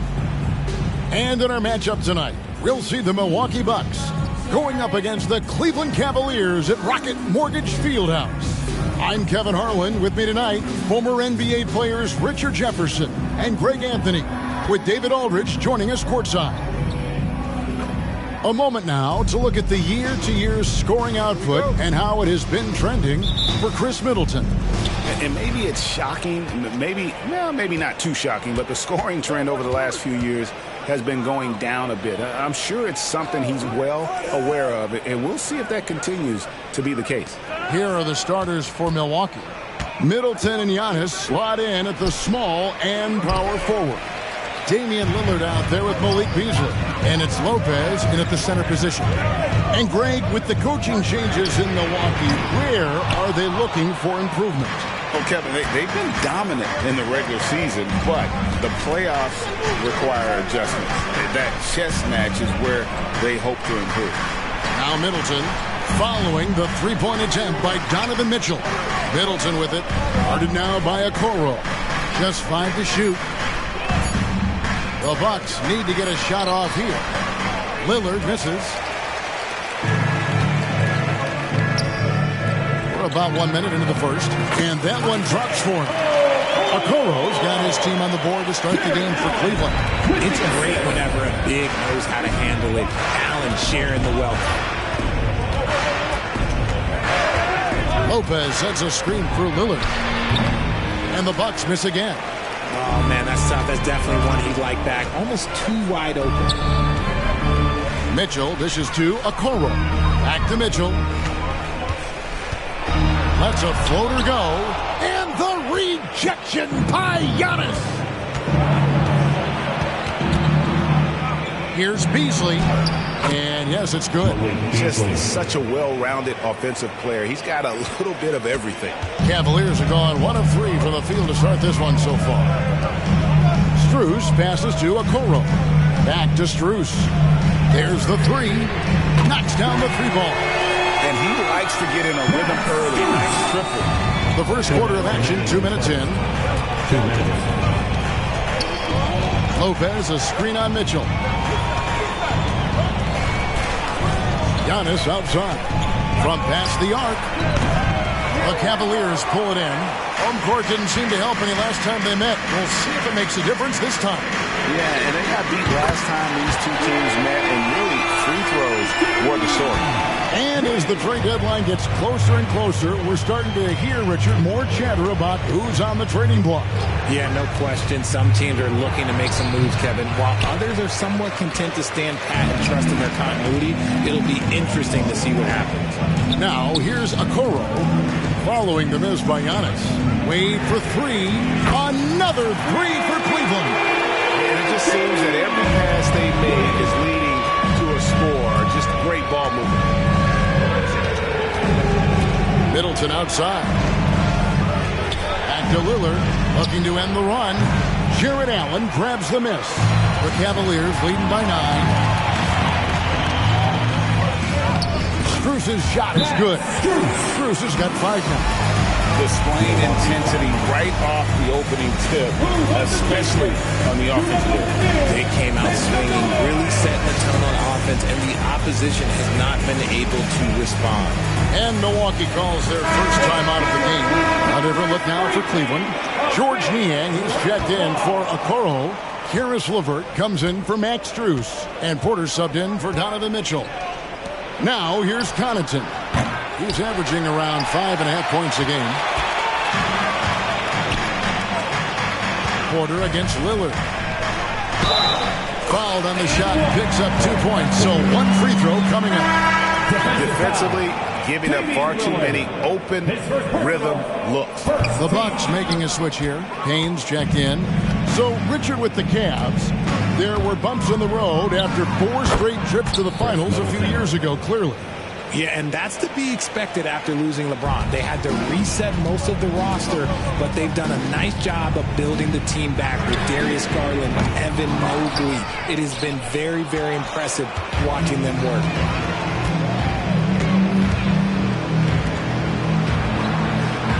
And the shot goes in. Middleton's got his second basket of the night. Boy, he is looking confident. Love how they're using him so far.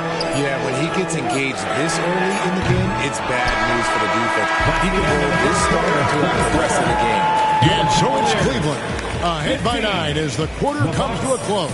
Their defense has been terrific in this game. And don't go away. We'll be right back.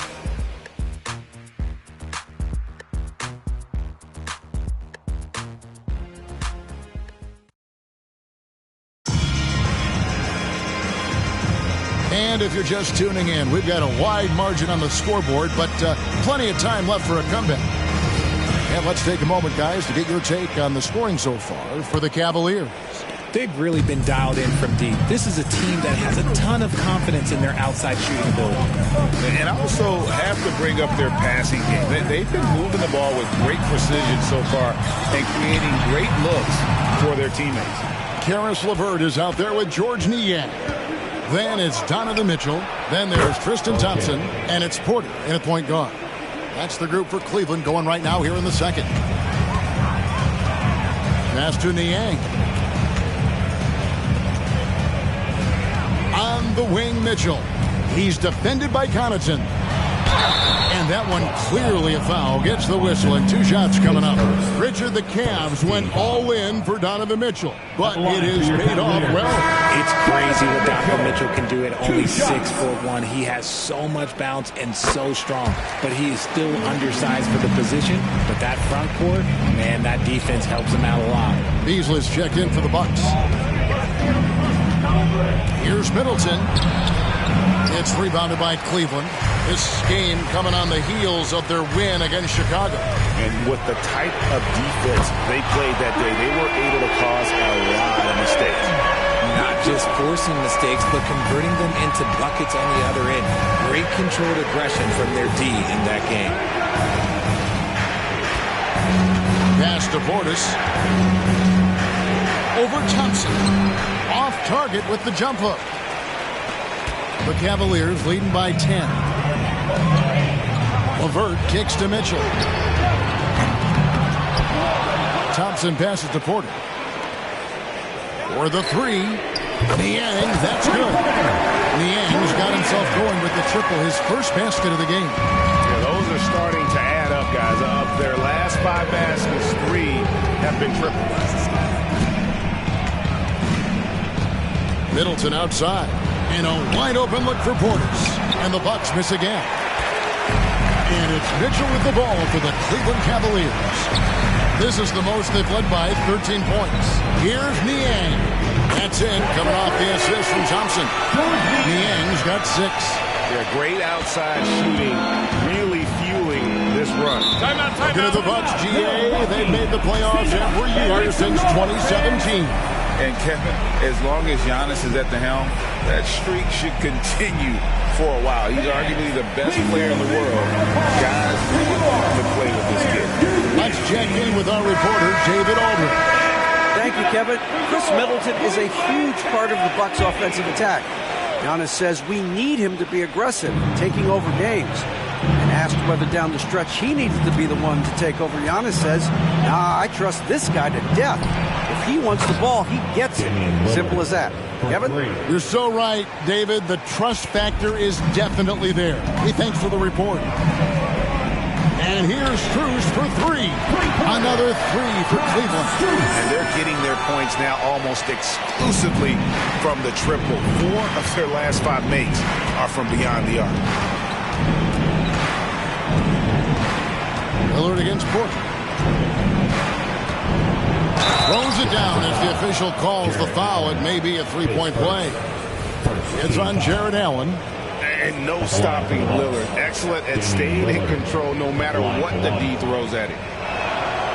You know, after being led by LeBron all those years, and you too, of course, RJ, it's great to see huge expectations back in Cleveland with the Cavs. Well, I don't really appreciate that shot, Kev. But yeah, I think last year was just the start of something special. The talent on this roster has a major upside. They are so young. They could be a powerhouse in the East for at least another decade. So just playing with poise and confidence, and they continue to put points on the board. And it's because they're not playing in a rush. They're just letting their shots come naturally within the flow of the offense. And it's Lillard missing. It's a +5 advantage for them in rebounding after that one. Some nice passing by Cleveland here. Okoro passes to Strus. Off target from outside. Bucks trail by 16. Lillard scanning the floor. Here's Portis. And a rebound goes to the Cavaliers. Not sure what the D was doing there. Clearly a breakdown. You can ill afford to give a guy like him that good a look. The pass to Allen. And stolen by Portis. Fast break, Milwaukee. And it's Beasley finishing it off. Well, if you don't take care of the ball, fellas, that's what can happen. Absolutely, Greg. That makes the turnover even more painful. We know mistakes lead to breaks. That's just textbook right there. And so it's the Cleveland Cavaliers sitting with a comfortable lead up by 14. What a night they've had in terms of their shooting. Everything dropping in for them. And we'll be right back after this.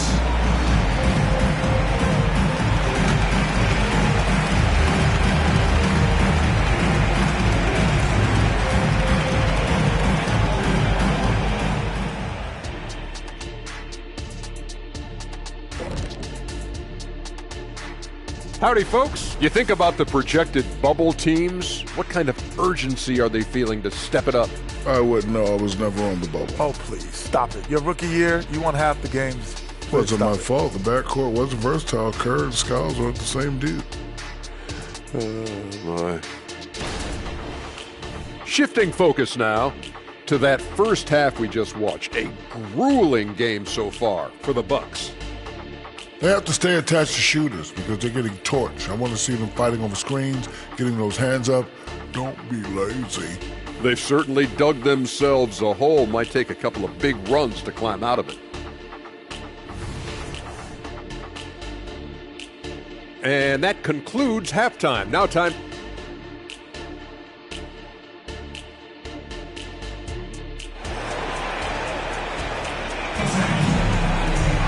And as we dive into the second half, we'll find out if the next two quarters are any different from the first two. So far, it has been a runaway.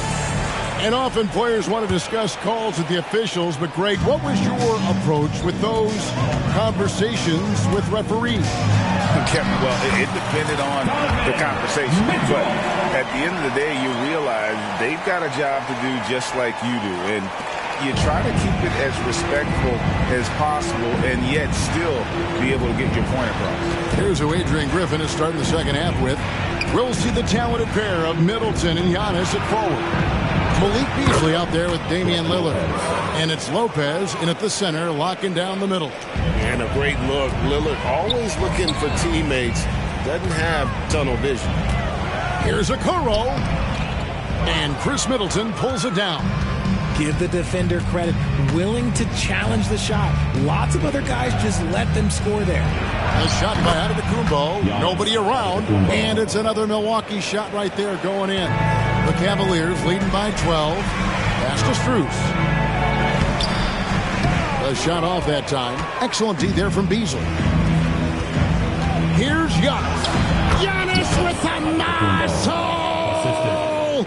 Something lit a fire under them at the half. They started this quarter going 3 for 3 from the floor.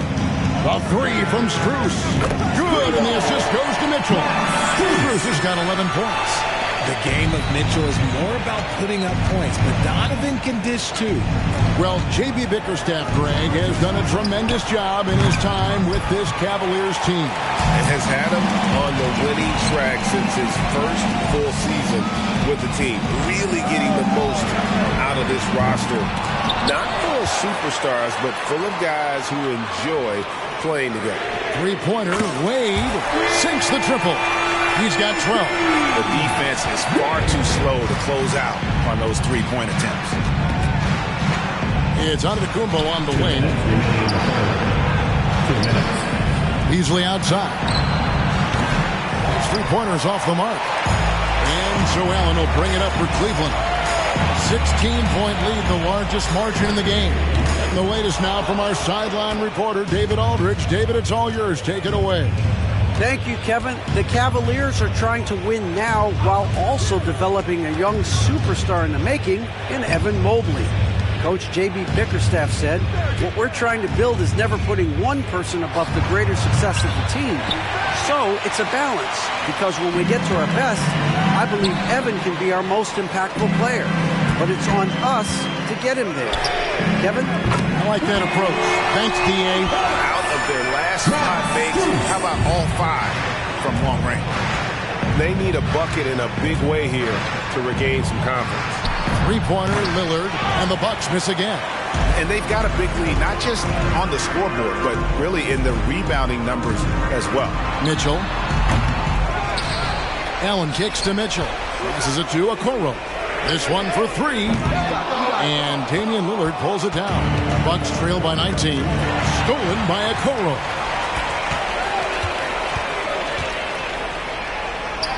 Count that one. When you allow good scores to get uncontested shots at the rim, no wonder you're losing. That's a great possession. Put your best players in a position to succeed. Timeout called, the Bucks. And the Cavaliers will go with a different look here. Thompson, he's checked in for Allen. Niang comes in for Dean Wade. LeVert's checked in for Isaac Okoro. And Porter subbed in for Max Strus. A shot by Middleton, wide open. Gets the three-pointer to fall. Middleton's got 7. And with that three-pointer, how about ending that 11-0 run by the Cavaliers? About 7 seconds separating the shot and game clocks. Here's Niang. And he can't answer back. The three-pointer offline. Middleton on the wing. Fires the 3. And again, Milwaukee with the triple. 3 points. And how smooth is that jumper? Middleton making it look easy from the corner. And it's LeVert missing. And so it's the Cleveland Cavaliers. Their lead at 15 going into the break. And thanks to their outstanding defense, the impact Damian Lillard has had on this game has been minimal. Don't go anywhere. We'll be right back.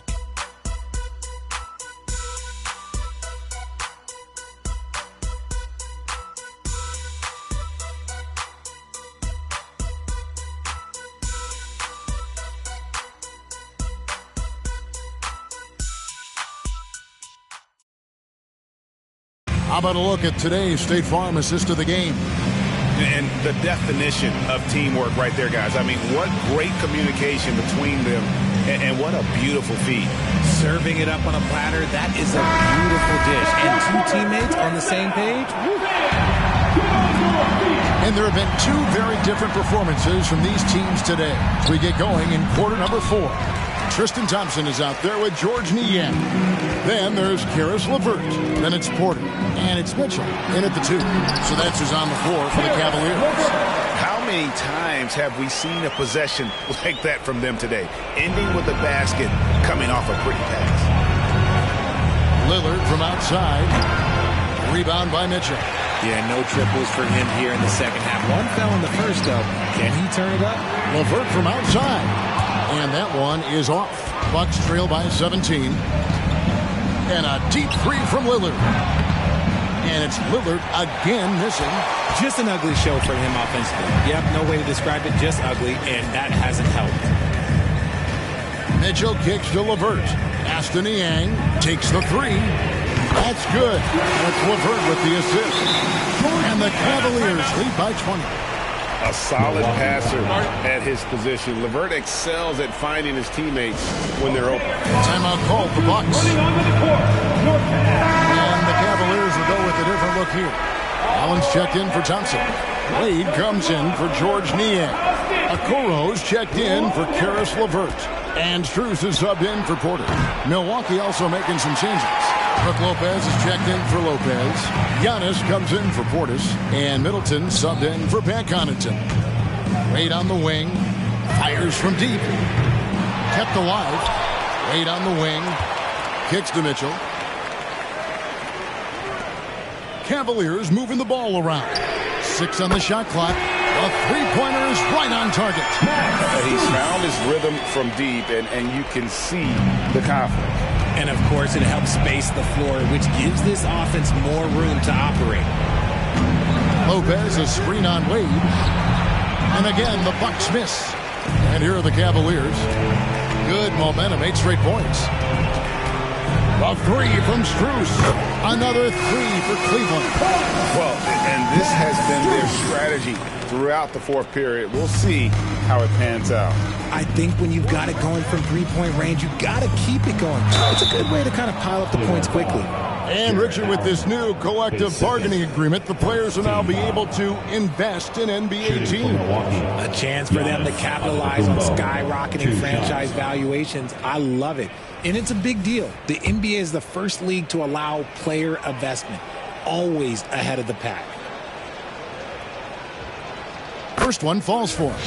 I think what makes Giannis special is how uncomplicated he is. The man is just an incredible, pure athlete who simply loves the game of basketball. That's all there is to it.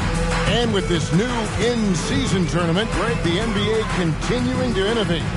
Are they getting, though, too out there for you? Or do you like it? Listen, I think it pays to be bold. And I'll be one to admit I was not a fan of the play-in. But I got to tell you, it's been a tremendous success. So I've got an open mind. Lillard misses. It's almost like he's trying to make things hard on himself. You know, he's just got to slow the game down. Try to get some easy ones. Back to Wade. From deep. Another three for Cleveland. Yes, and with this one winding down, it's obvious to everyone who watched it. Just a total mismatch and a true show of strength for the Cavaliers. It was a standout performance across the board. I mean, it was like watching a cat play with a mouse. They were able to do more or less whatever they wanted. And so this is going to end up as victory number 24 on the year. And with this win now, we're all square, 1-1. 2 more games yet to come in what's proving to be a very competitive season series. The feed to Lopez. Pulls it up. He's good with the little jumper in close. Whatever drawbacks Lopez may have, scoring in the post isn't one of them. He is a nightmare for opposing defenses to deal with down low. And here's Strus for 3. 8 for 11 now as that one does not find the mark.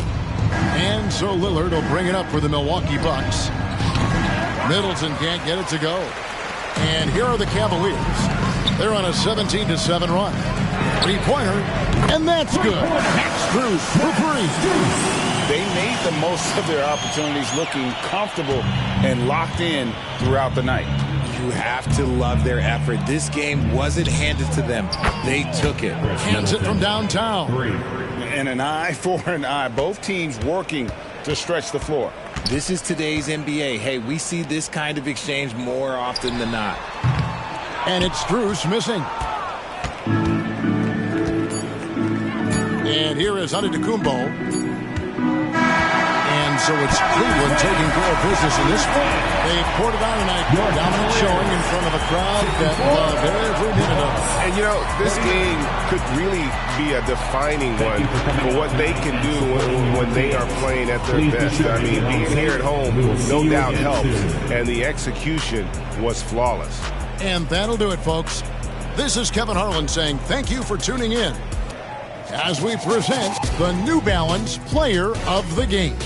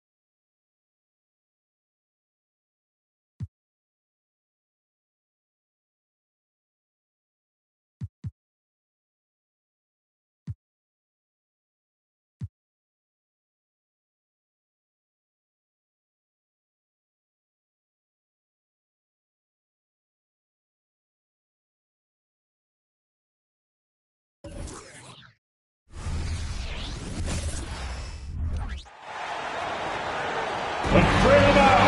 Starter for the Utah Jazz.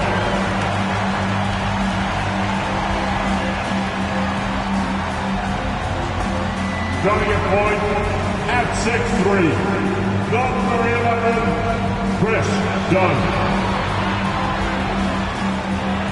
Happy to have you with us for NBA basketball on 2K Sports. Welcome, everyone. Courtside with two ex-NBA stars, Grant Hill and Brent Barry. I'm Brian Anderson. We've got Allie LaForce on the sidelines tonight as well. And here's a look at some numbers for Colin Sexton. And over the last 5 games, his field goal percentage has increased. And you can make a case his confidence as well because of this. Let's take a look at our starters for the Golden State Warriors. The core of the Warriors dynasty on the floor. Curry and Clay as the guards with Draymond at the 4. Then it's Andrew Wiggins, and it's Jackson Davis in at the center position. And for Utah, Collins and Kessler playing up front. Colin Sexton out there with Chris Dunn. And it's Markkanen in at the small forward position. Gets the 3 to fall. Well, Grant, going into these back-to-back games, do you think coaches are more conscious of the disbursement of minutes in the first game? You know, they have an idea of the total number of minutes they want their superstar in over the 2-day period. But it really comes down to how this first game goes. Now here's Kessler. He's averaging just around 8.5 points a game. Collins outside. Let's go with a 3. The Warriors pull it in. This game against Utah, the first time they've met this year. Last year, as expected, they had very little trouble against these guys. And that one's good. Thompson. Some good force that time from Clay as he picked a good angle and busted through the defense. Now here's Dunn. He's closely guarded. Markkanen from long range. The rebound by Wiggins. And so it's Wiggins with it. He brings it up for Golden State. And with a single punch in last season's training camp, it seems the Warriors' culture of joy and togetherness really took a hit, Grant. You know, I agree, B.A., and that's what they need to recover from. You know, keeping that connection and commitment to a common purpose is so crucial to winning. He's got a clear path. The finish.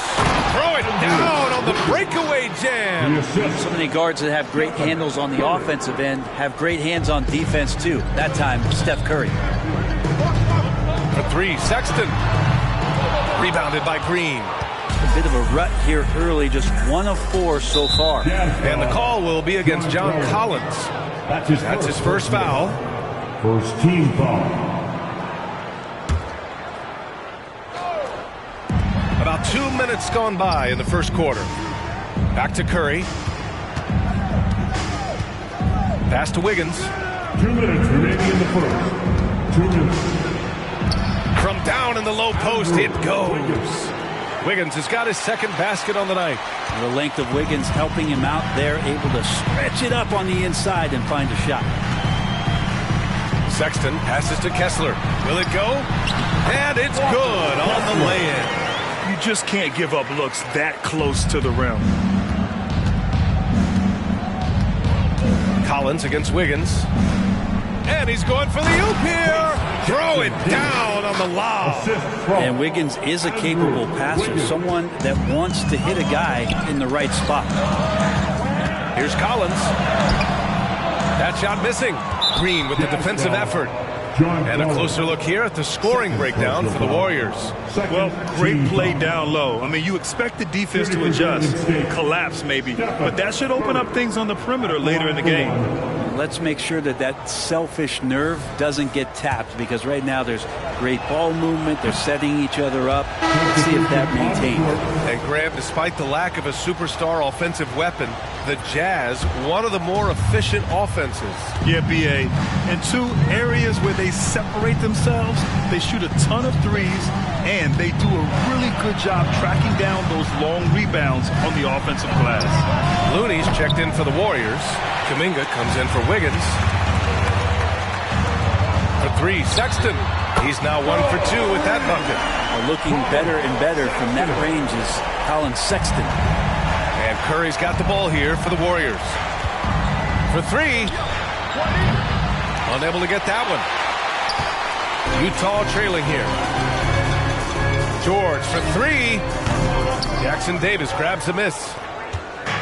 Let's see if they want to go 2 for 1 here, Grant. Hey, looking at the clock, I'd say yes. The rebound by the Jazz. His touch from mid-range, and that's almost always good. That won't shake his confidence. The 3. George, no good. Golden State has gone 0 for 3 from downtown. Curry against Clarkson. The 3 from Thompson. Not going to go that time. Clarkson, left side.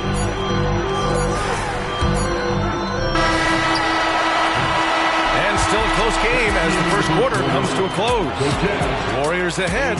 They lead by a bucket. And back to the start of the second quarter in just a moment.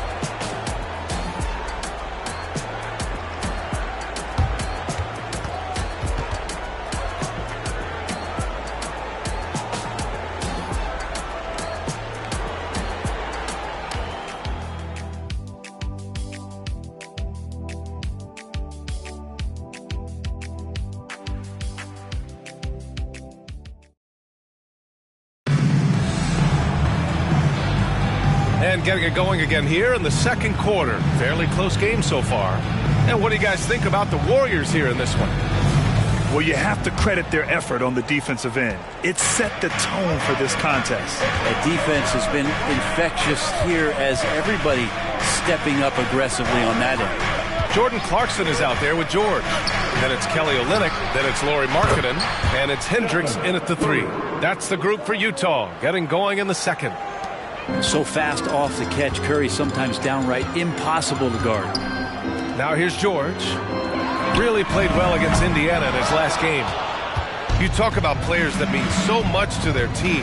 Stephen Curry at the top of that list, Brent. Yeah, you just look at the numbers, BA. They're staggering about what happens when this team doesn't have Steph Curry on the floor. And really, Curry becomes the entirety of the way this offense works. Here's Clarkson. He's scoreless. 6 to shoot. Off the mark there with a 3. Golden State has gone 1 of 2 from deep in the second quarter. Puts it up from 12. Off the left rim and out. Utah has gone 0 for 2 from outside in the second quarter. Gives us a chance to catch up with Allie LaForce. Well, Lauri Markkanen has become the go-to scorer for the Jazz. Coach Will Hardy said, quote, "It's not easy going from being a role player to being the guy. There's an emotional part of being counted on like this, and he's handled it very well. To have the evolution that he has had is something that he should be very, very proud of." Brian? Yes, indeed. Thank you very much, Allie. Good stuff there. On the wing, Clarkson takes a 3. It's hauled in by Šarić. The Warriors leading. Kuminga, the pass to Šarić. Another 3 for Golden State. Their ball movement on this run has been tremendous. It's led to a lot of good, clean, open looks. Trying to find a spark here. Yes, indeed. A rough stretch offensively. They could really use a basket. A growing aspect of George's game. He's working to become a strong facilitator. Pass to Looney. We've got 1:48 left in the second quarter. Curry, no good. And I'm surprised that didn't go down. I mean, I'm sure he is too. Well, there's no question that the Warriors are the team of the decade, Brad. Oh, I mean, BA, think about it. 6 finals appearances in 8 years. They did miss the playoffs in 2 of those seasons, but they still came away with 4 championship rings, plus 2 MVP trophies. Not bad. Time called here. The Warriors decide to talk it over. And you know what time it is, Jazz fans. Let's get it. All right, let's take this opportunity to look at the teams that are really sharing the ball over the last month. In the third spot, Utah. And over this last stretch, this team has been incredible passing the rock, playing great team basketball. Here in quarter 2, we played a little over 2.5 minutes now. Back to Thompson. Utah with the rebound. He's so good at getting to the rim. Maybe tries to get a little bit too cute with that one. I thought he'd lay it straight up and in. Now here's Clarkson. 17 points in his last outing. Oh, and again, it's the Jazz from deep. They're making a few more threes this quarter, trying to cut into that deficit. Golden State has got 3 of 5 to fall from beyond the three-point line in the second. Here's Jackson Davis. He's covered by Kessler. And the Warriors miss again. Utah with the ball. Right now on a 9-0 run. Clarkson. And he hits it to tie the game. Clarkson's got 8. Yeah, this story in the second quarter much different than the one in the first. We're finally seeing some aggression. Pass to Jackson Davis. And a little under 3.5 minutes elapsed here in the second quarter. Oh, look at Green getting his inside. Now, Draymond did a good job of getting some space there and rooting himself to collect. Clarkson for 3. Jackson Davis grabs a miss. The Warriors have gotten 4 of their first 9 shots to go here in the second. Now Thompson. Pass to Jackson Davis. And that one is stuffed right through. And that's just a good look from Clay as his teammate was open. Sexton looking around. Drills it from deep. He's got 6. He just brings a great feel for the game at the offensive end. Here's Thompson. The shot that time not on target. And the first half comes to a conclusion in a game that's been very close so far. The Warriors on top, leading by 1. And time now for the halftime break with the third quarter soon to follow on 2K Sports.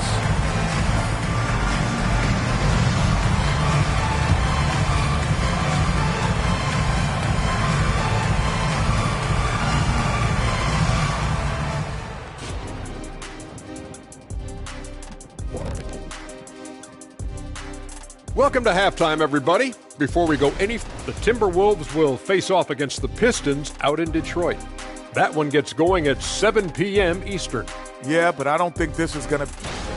And now let's talk Golden State. They're in an even matchup through one half of play. You look at their shot chart, what stands out to me is all the... And that's it for halftime.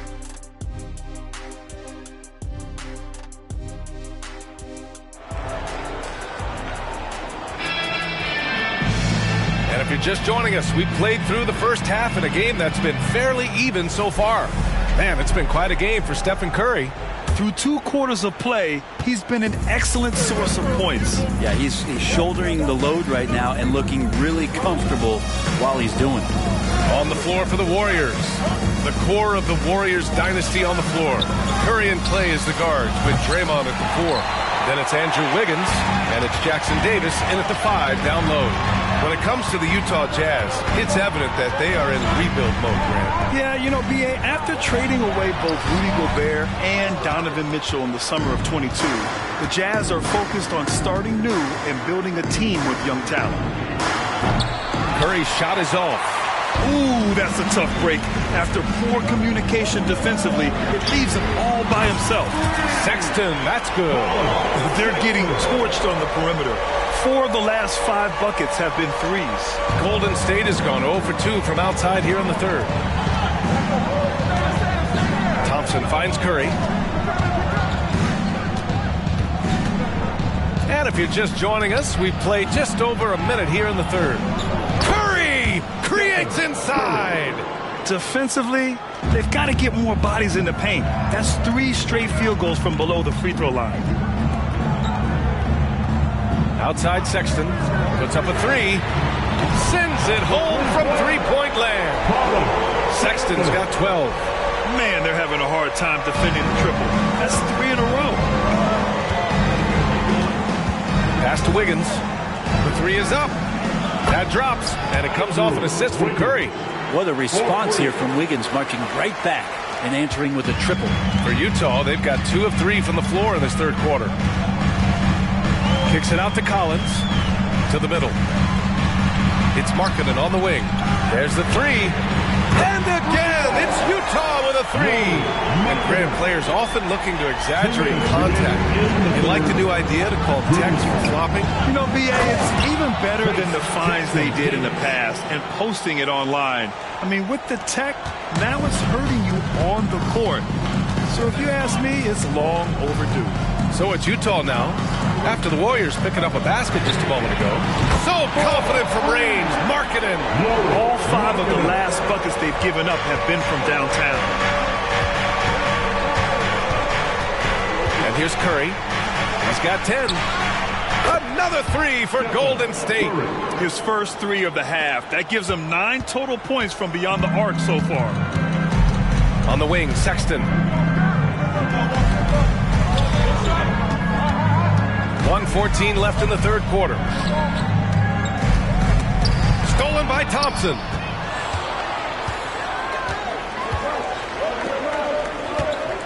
Pass to Wiggins. Out to Thompson. Lets it go from deep. Utah with the rebound. Kessler's got 6 rebounds here tonight. The Jazz have gotten 4 of their first 5 shots to go since the break. Collins outside. Back to Kessler.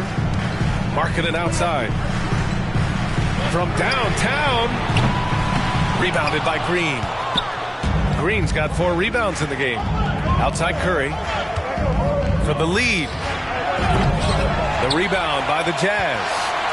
Kessler's got his 7th rebound of the game with that last one. Markkanen outside. Just 2 seconds between the shot clock and the game clock. He buries it from 3. 12 straight points off threes. This defense is not extending very well. Now here's Curry, defended by Dunn. Thompson outside. The 3 is up. Oh, and Clay makes that 3 look so easy. Yeah, Thompson coming right back and Clay saying, yeah, I know I play deep, but I also hit 3s. That's a nice response. It's still anybody's game as we reach the end of 3. Jazz out in front, leading by 1. And fourth quarter basketball will be coming your way on 2K Sports right after this.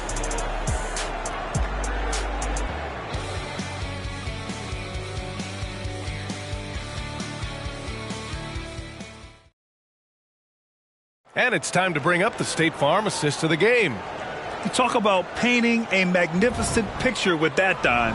Just a great decision and a perfect delivery. Yeah, those are the kind of plays that you want to put on a canvas. Just beautiful basketball.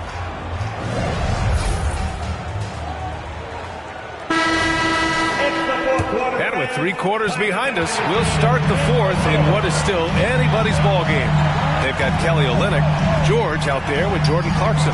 Then it's Lauri Markkanen, and it's Hendricks in at the 3 spot. That's the 5 on the floor for the Jazz.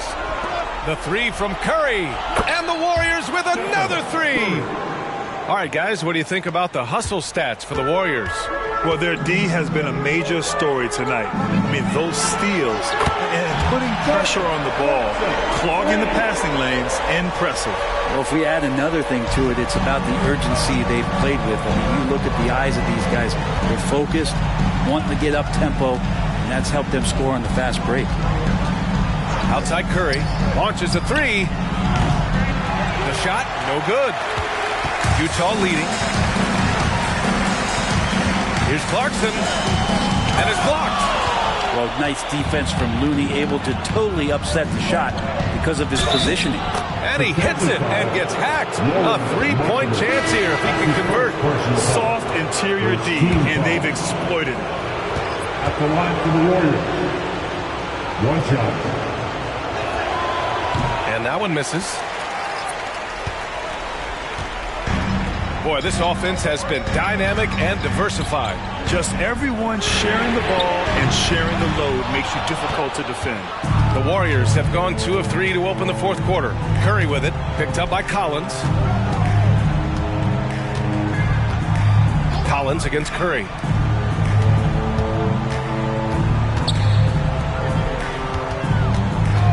Five to shoot. Green for 3.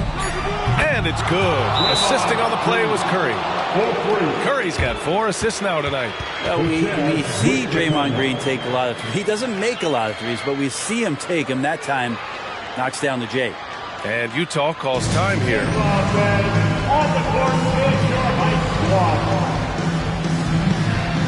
Andrew Wiggins checked in for to the Warriors. All right, let's check in with Allie LaForce.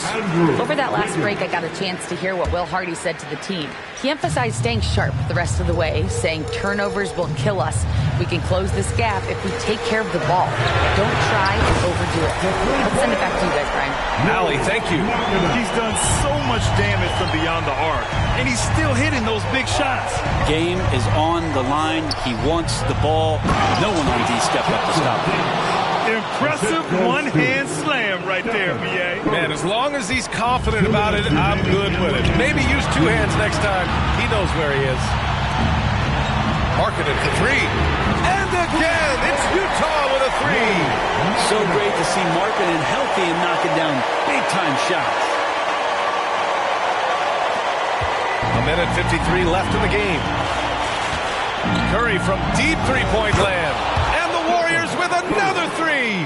Man, I'll tell you what, the pressure is cranked up. Who better to call than this guy? Pass to Collins. Sexton against Thompson. Back to Sexton from the arc. And that one falls. His fifth basket in 7 tries. Sexton trying to assume the leadership role. What a big hoop there. The Warriors have gotten 5 of 6 shots to go in the fourth. Curry surveys. Green, a screen. Pass to Thompson. And here's Curry for three. Yes, and a nice assist from Thompson. Thompson's got 3 assists now in this one. And none better, Steph stepping up. What a great feel for the moment. Steph Curry. Bingo. Markkanen misses. And you know they were praying for that one to go down. Man, that's just tough because that would have tied up the score. It's a tough one to swallow here in the fourth.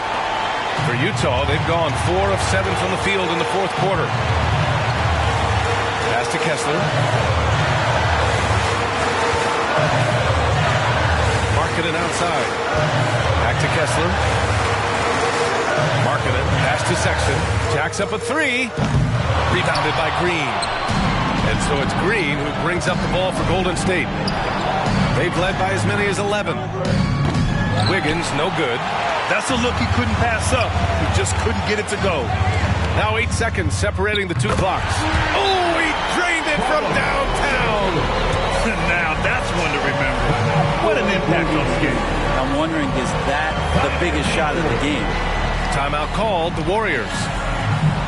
The score knotted at 52. 26 seconds left to play in the fourth quarter.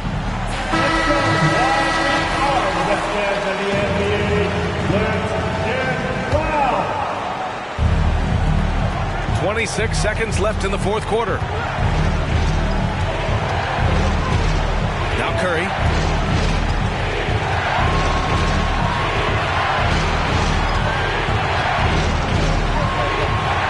Seconds left in the fourth quarter. Shot clock at 6. The 3 from Thompson. Oh my! What a shot! And that's why this team loves having Klay Thompson. Big shot. Now a timeout called by Utah. They're trailing by 3. There's 6 seconds left in the fourth. Guys, what do you think? If they leave the arc open, take it. But it may be safer to get a quick 2 and then foul. Don't force something up. You got to be smart here. Got to get the ball to your scorers, and Lauri Markkanen is one of them.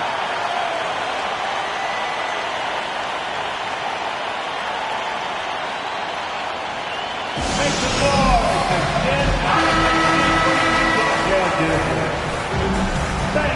Right here.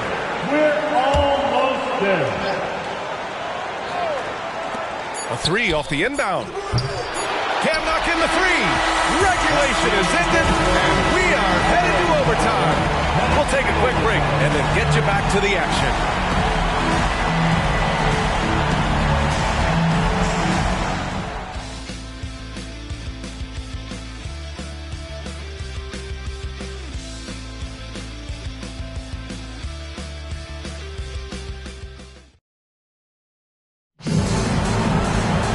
Glad to have you with us as we get going in overtime. Neither team giving an inch in this game.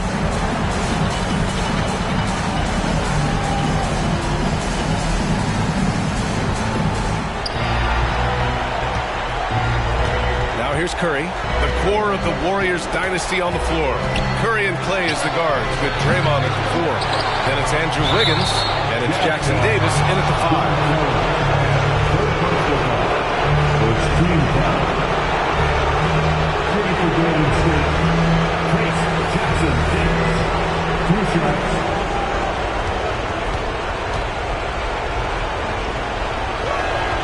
Good on the first, and that gives him a lead.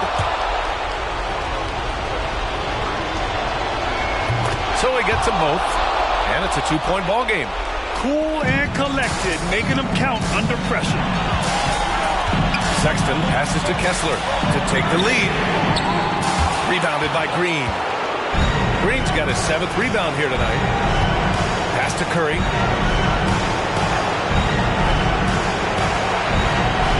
Outside. Knocks down the long J.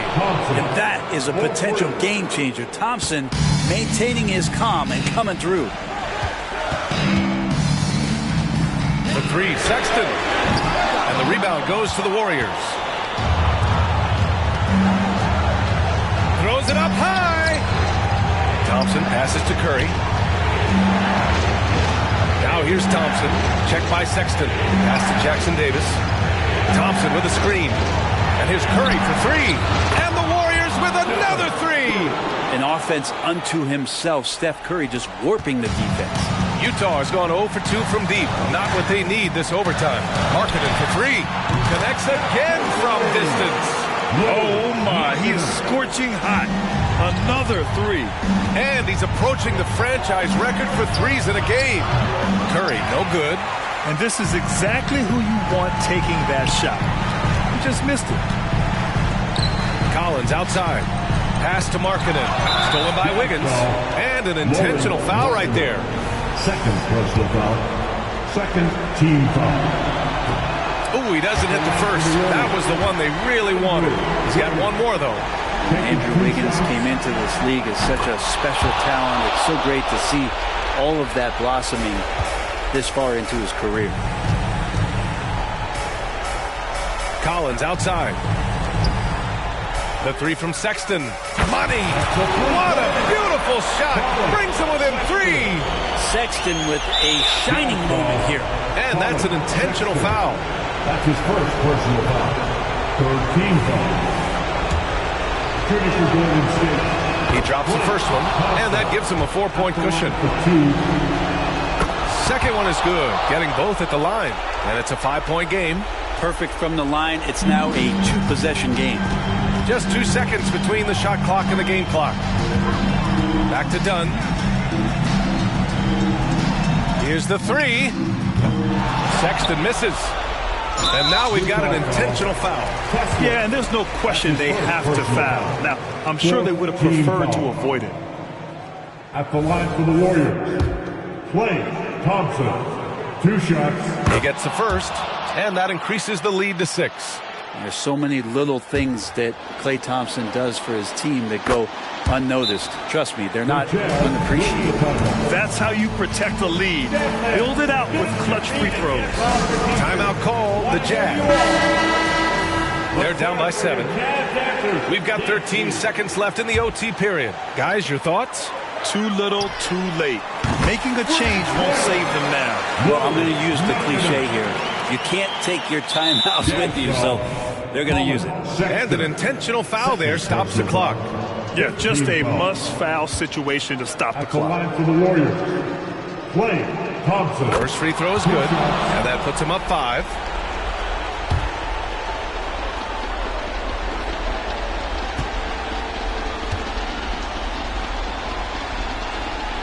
So he goes 2 for 2 at the line, and it's a 6-point ball game. Ooh, I think that's a wrap, and I can tell you, you can't have more pressure-packed free throws than the ones that are going to seal the game.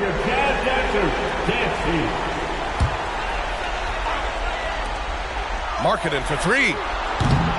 Rebounded by Green. It's never easy from that distance.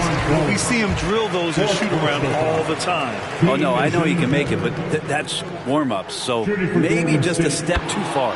So the first one drops, and that makes it a 7-point lead. Tell me the last time you watched Steph Curry on an NBA floor not have a smile on his face. I mean, always playing with that infectious joy. They've been a different squad here in overtime. I'm just not seeing the same energy level. And so the Warriors take the win. It was touch and go there for a while, but in overtime, they caught a second win. They really did, and it was wild. Everything it took just to get to the extra period, and then their surge at the end. Whew. And now we have Allie LaForce standing with the player of the game. Allie, take it away. Steph, I know it's still early, but... All right, Allie, good stuff there. Thanks for that. Thank you for joining us. That'll do it for now. For Brent Barry, Grant Hill, and Allie LaForce, this is Brian Anderson. Thank you for watching this 2K Sports presentation.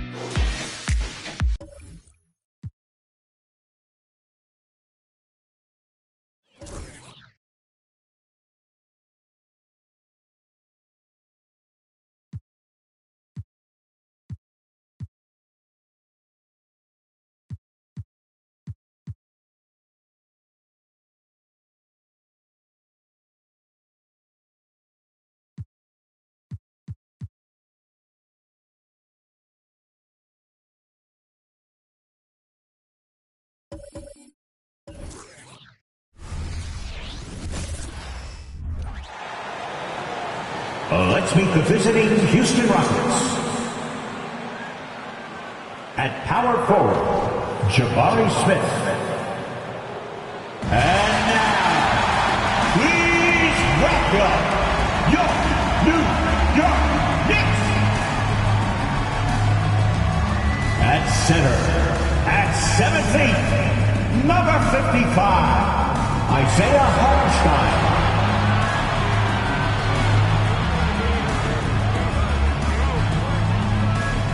At guard, at 6'4", 0, Dante DiVincenzo. Hello, and thanks for joining us, folks, for this midweek NBA. This should be a fun one, Greg. Two teams that are among the most athletic in the NBA. And I don't know if it'll be a track meet, but it will be an up-tempo game.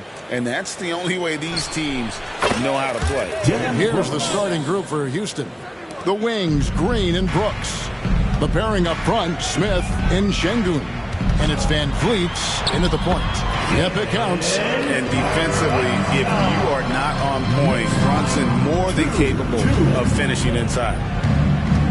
Van Vliet kicks to Green. In the corner, Smith with it. Launches it. It's good. He makes his first shot of the game. And that's exactly what he's looking for, draining the triple. Randall outside, to the inside, over to the wing. There's the triple. DiVincenzo finds Brunson. And here's Randall, guarded by Green. Clock at 4. Sinks that one from the post. Well, he's a wrecking ball on offense. Randall, so good at finishing inside. Greg, remember back when the 22-23 season started, the Rockets were among the youngest teams in the NBA. And it's hard to win in this league with youth and inexperience. Houston's front office aggressively adding quality vets like Fred VanVleet in hopes of stabilizing that roster. Anunoby kicks to Brunson. Passes to Randall. Shoots over Van Vliet. And there's Randall on the assist from Brunson. Oh, what a find. The ball just comes out of Brunson's hand on time. Brooks outside. Fires the three. And the rebound goes to the Knicks.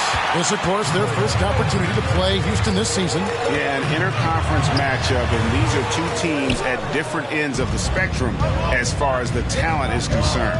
Well, you know, they swept the season series a year ago. The expectation is they'll do the same thing again this time around. Oh, spacing the floor. Brooks is comfortable shooting it from deep. DiVincenzo passes to Hartenstein. Randall right side. Now the pass to DiVincenzo. Here's Brunson. In the corner, it's DiVincenzo. That falls. Nice speed that time from Brunson.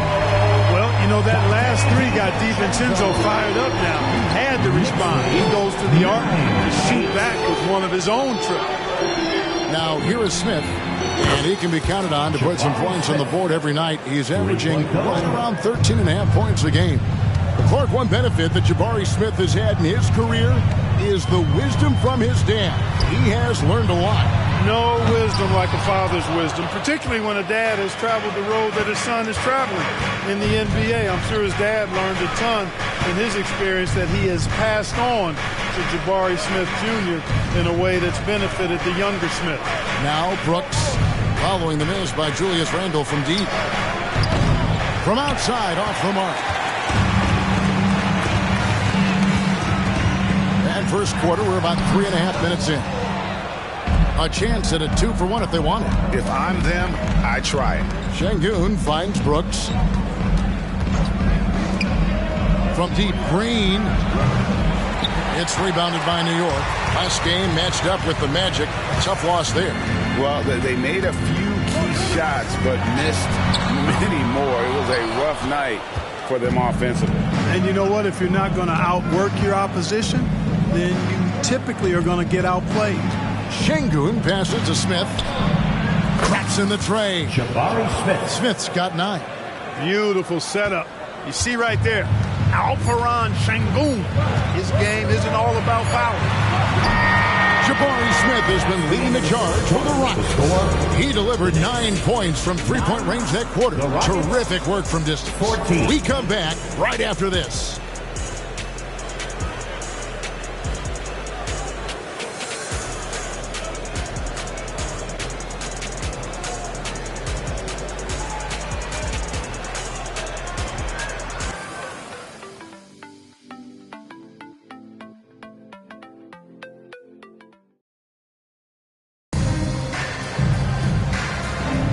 And if you're just joining us, we've played through 1 quarter in this one.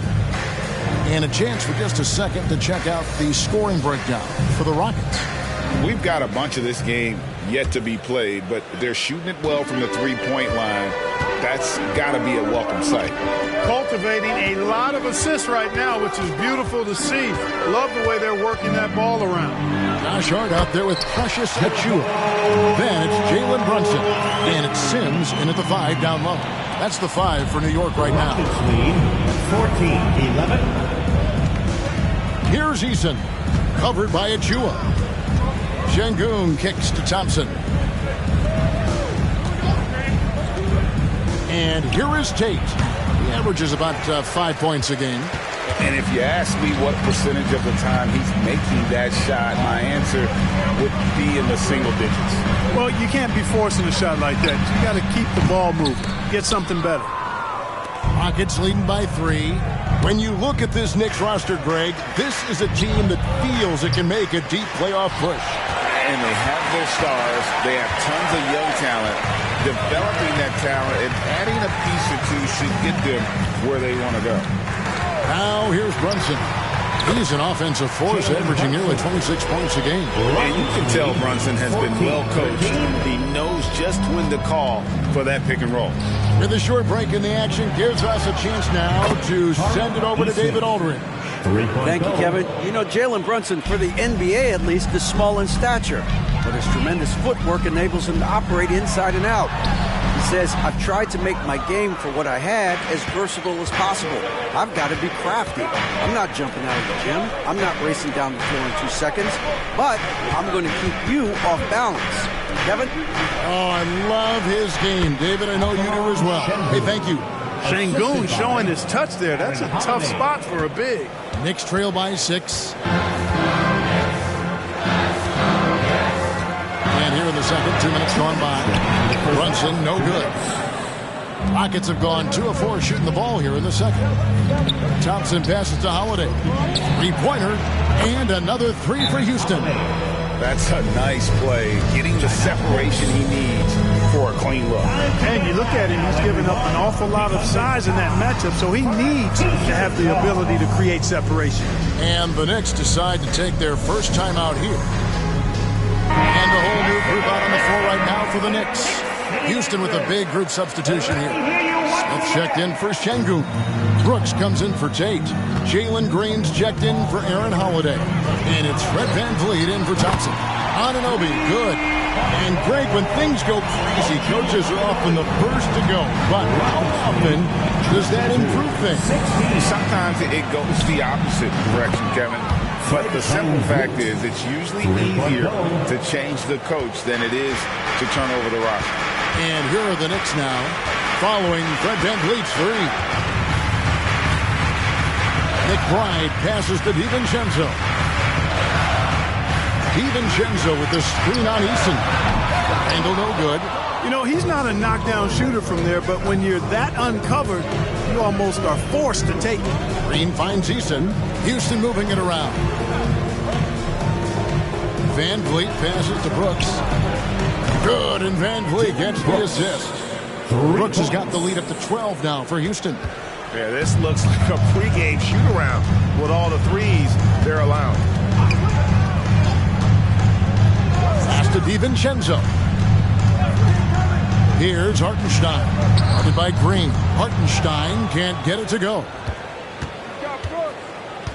Here's Brooks. And he gets the whistle. 2 free throws coming up. That one goes on Anunoby. And there's a flexibility to Brooks's game. He can play a specific role for you, or he can be a high-usage guy. Really depends on what a team needs from night to night.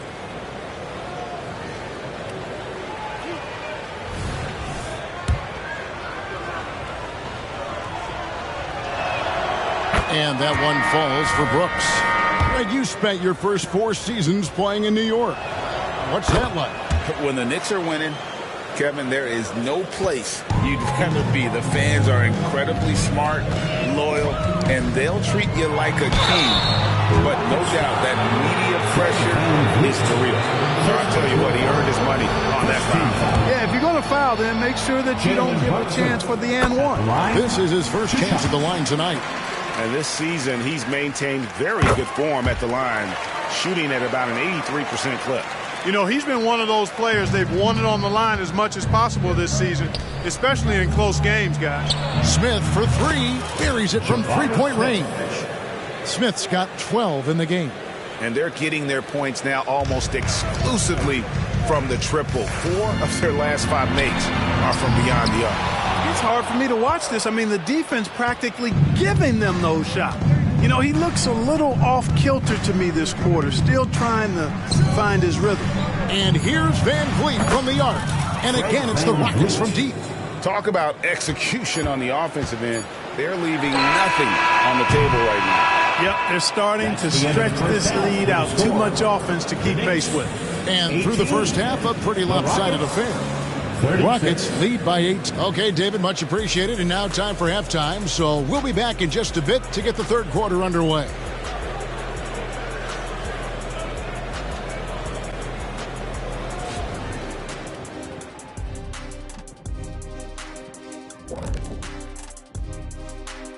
Hello and welcome. Before we take a look at the action from... Not sure any run of games feel comfortable, but this might be as close as you can get. They're at home against teams that they can clearly beat. This is a great opportunity for them to stack up some W's. Now let's talk about that first half. It's been a runaway success for the Rockets. Watch out, y'all. And that'll do it for half.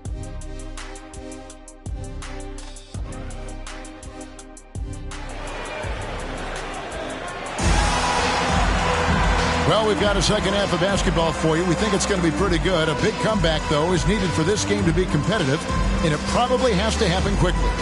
We're seeing, guys, a tremendous game from Jabari Smith.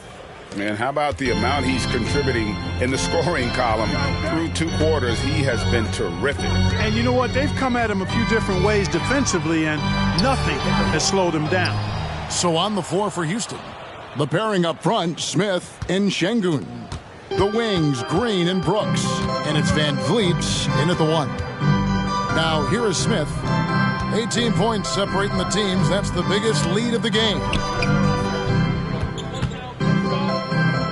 Brooks outside. And another 3 for Houston. Well-rounded effort, and they show no signs of letting up. Almost no holes in their performance tonight. They've been tremendous. Yep, that one goes in there. 8 points for him. A fantastic decision-making big. Randall with the right choice there, finding the open man. Van Vliet against Brunson. Green kicks to Van Vliet. From deep, Brooks. The Knicks pull it in. And he didn't punish them for the weak coverage there, but they can't count on him to continue missing. Brunson with it. Now Smith defending. Randall. That falls. Nice feed that time from Brunson. Brunson's got his 4th assist in this one. So if you look at the Rockets' struggles, Clark, over the last few seasons, what stands out to you? Well, I think it starts at the defensive end of the floor, Kevin. I mean, a team is not going to make noise in the NBA if they don't defend consistently. I'm sure improving on D is a focus this season. Now, here is Smith. 12 points for him. That's going to be a 24-second shot clock violation. They turn it over. Now a look at the stats for Alperen Şengün. The most positive thing about his last 10 games, the work on defense. His mindset has become very aggressive. The steals are up, and he's becoming a big factor on the defensive end. Here's Brunson. 8 points for him. Now the feed to Randall, and the layup falls. Randall's got 8 points. Well, I like this execution coming out of the half solid. 3 for 4 from the field so far. Right now, let's send it over to the sidelines and get a report from David Aldridge. Thank you, Kevin. New York City remains a basketball mecca. NYC legend and former Knick Mark Jackson always talks up the basketball environment. He says, coming up in New York, it's all about the grit, the grind, the edge, the competitiveness, the swag, the confidence, the struggle, and the embracing of the bright lights. Kevin? Well, it's all there, and it is the biggest stage for sure. David, thanks. You know, he's been off tonight, off his game. At this point, he might want to focus on creating for others. Van Vliet kicks to Smith. They could use a bucket. And falls. Great assist by Van Vliet. 3-point goal. Van Vliet's got 3 assists now in this one. New York calls timeout.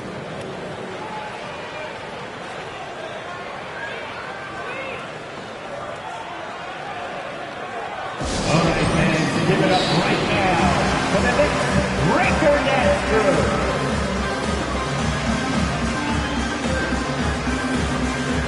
For the Rockets, Green comes in for Şengün. And Tari Eason subbed in for Jabari Smith.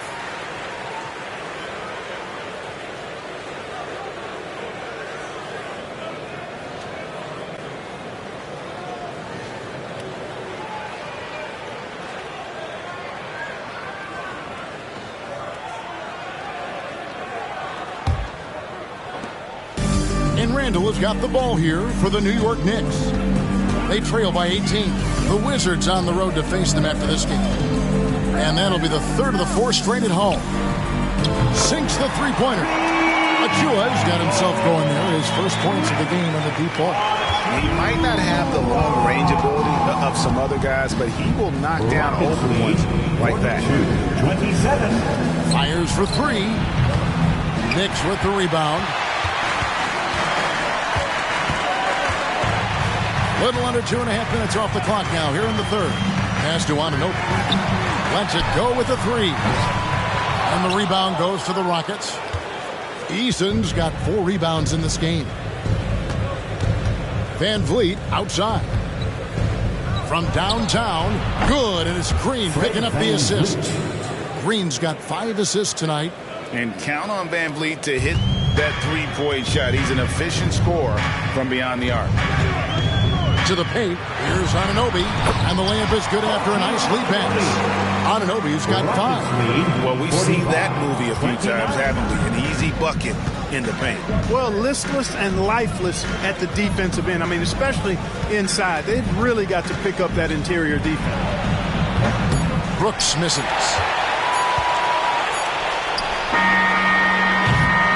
And as we end the 3rd quarter, a double-digit deficit will make it tough to come back.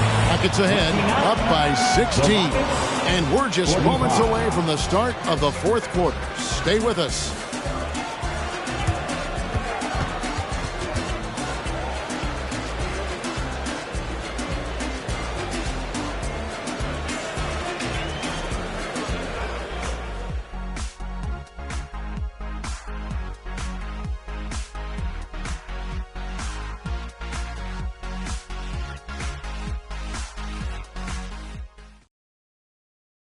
And now we take a listen into the recent huddle from Tom Thibodeau. You got to get some stop. But right now we're making one effort. You got to make 2, 3, 4 efforts. You got to have high hands. You got to stop the ball. Playing with high energy, something that he implores his guys to do all the time. And Kevin, when you're playing for Thib, he wants you to hustle and to make multiple efforts on defense. And 1 quarter to go in a game that to this point has not been an evenly fought contest. Achua is out there with Josh Hart. Then it's Jalen Brunson. And it's Sims in at the 5, roaming the paint. So that's who's on the floor for the Knicks. And that one drops. Amazing floater from Brunson. He continues to show how dangerous he can be. Holiday finds Tate. Back to Holiday.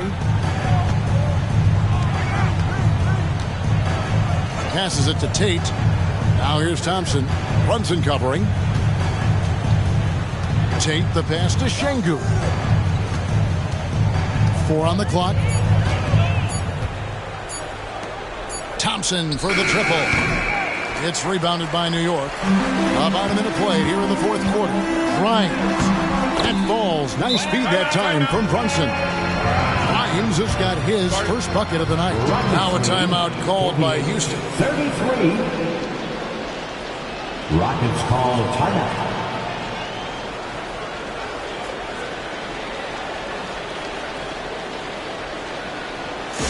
Attention fans, now on the court is your fight squad.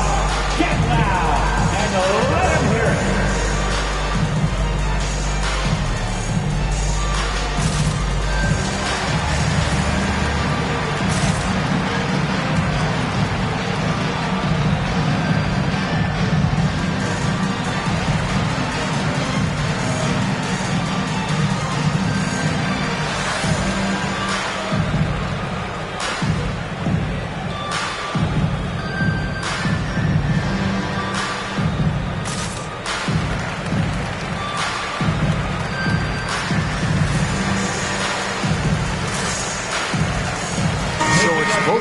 Making substitutions here. And let's head over to the sideline and catch up with David Aldridge. Hey guys, during that last break I heard Ime Udoka as he talked with the team. He told them it's all about maintaining the lead. He told them he knows it's easy to get comfortable when you're in this position, but that they need to keep the pressure on. Guys? Thank you, David. Smith for 3. Drains the three-pointer. And the Rockets lead by 18. That's a dozen straight points coming off the triple. You know, they're having free reign from beyond the arc. The defense is just not there. Drills the three-pointer. By going cold in that first half, they made things hard on themselves, but they've been warming up since that time. Rockets lead 51. Van Vliet passes to Smith.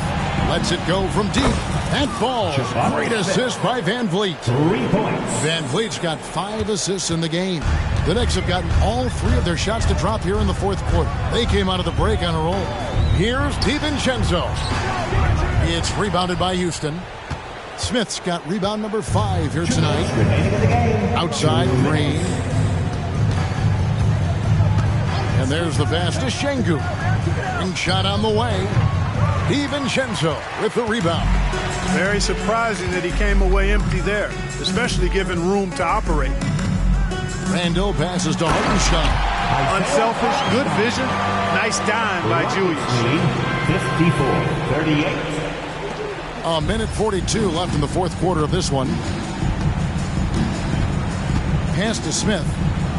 He's feeling it. Not that time. It's off now, shooting 7 of 10 from the floor. Hey, this was exactly the kind of game Coach wanted to see from them. High effort, great play at both ends, gets the win for Houston.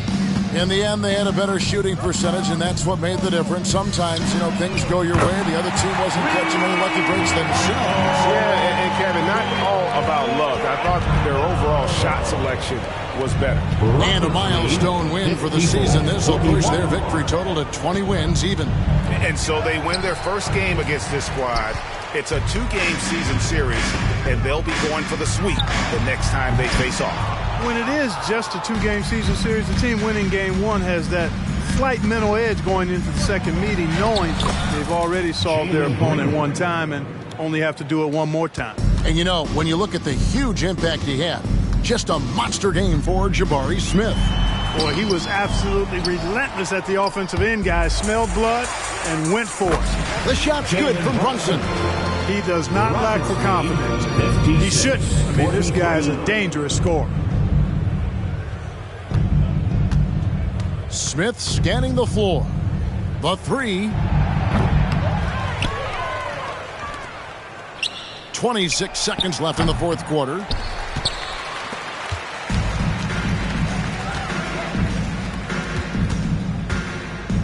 DiVincenzo passes to Randall. It's always great to get into a rhythm, but do it when it matters. Now they're playing with urgency. He could have done it much earlier before the game was out of reach. For three, Van Vliet, and he's good on the three ball. And this is the game plan for him. He's a big part of their floor space. And you know what? It's all about the long distance game for him tonight. He's getting it done from out there. So we see Houston taking the W here. This was a very strong showing for him, Craig. Not necessarily a runaway win, but one they'll feel very good about. And let's face it, anytime you can go on the road and win in the fashion they did, you have to feel good about it. Really an outstanding effort all the way around. And that's going to do it tonight, folks, for our broadcast. For Clark Kellogg, Greg Anthony, and David Aldridge, this is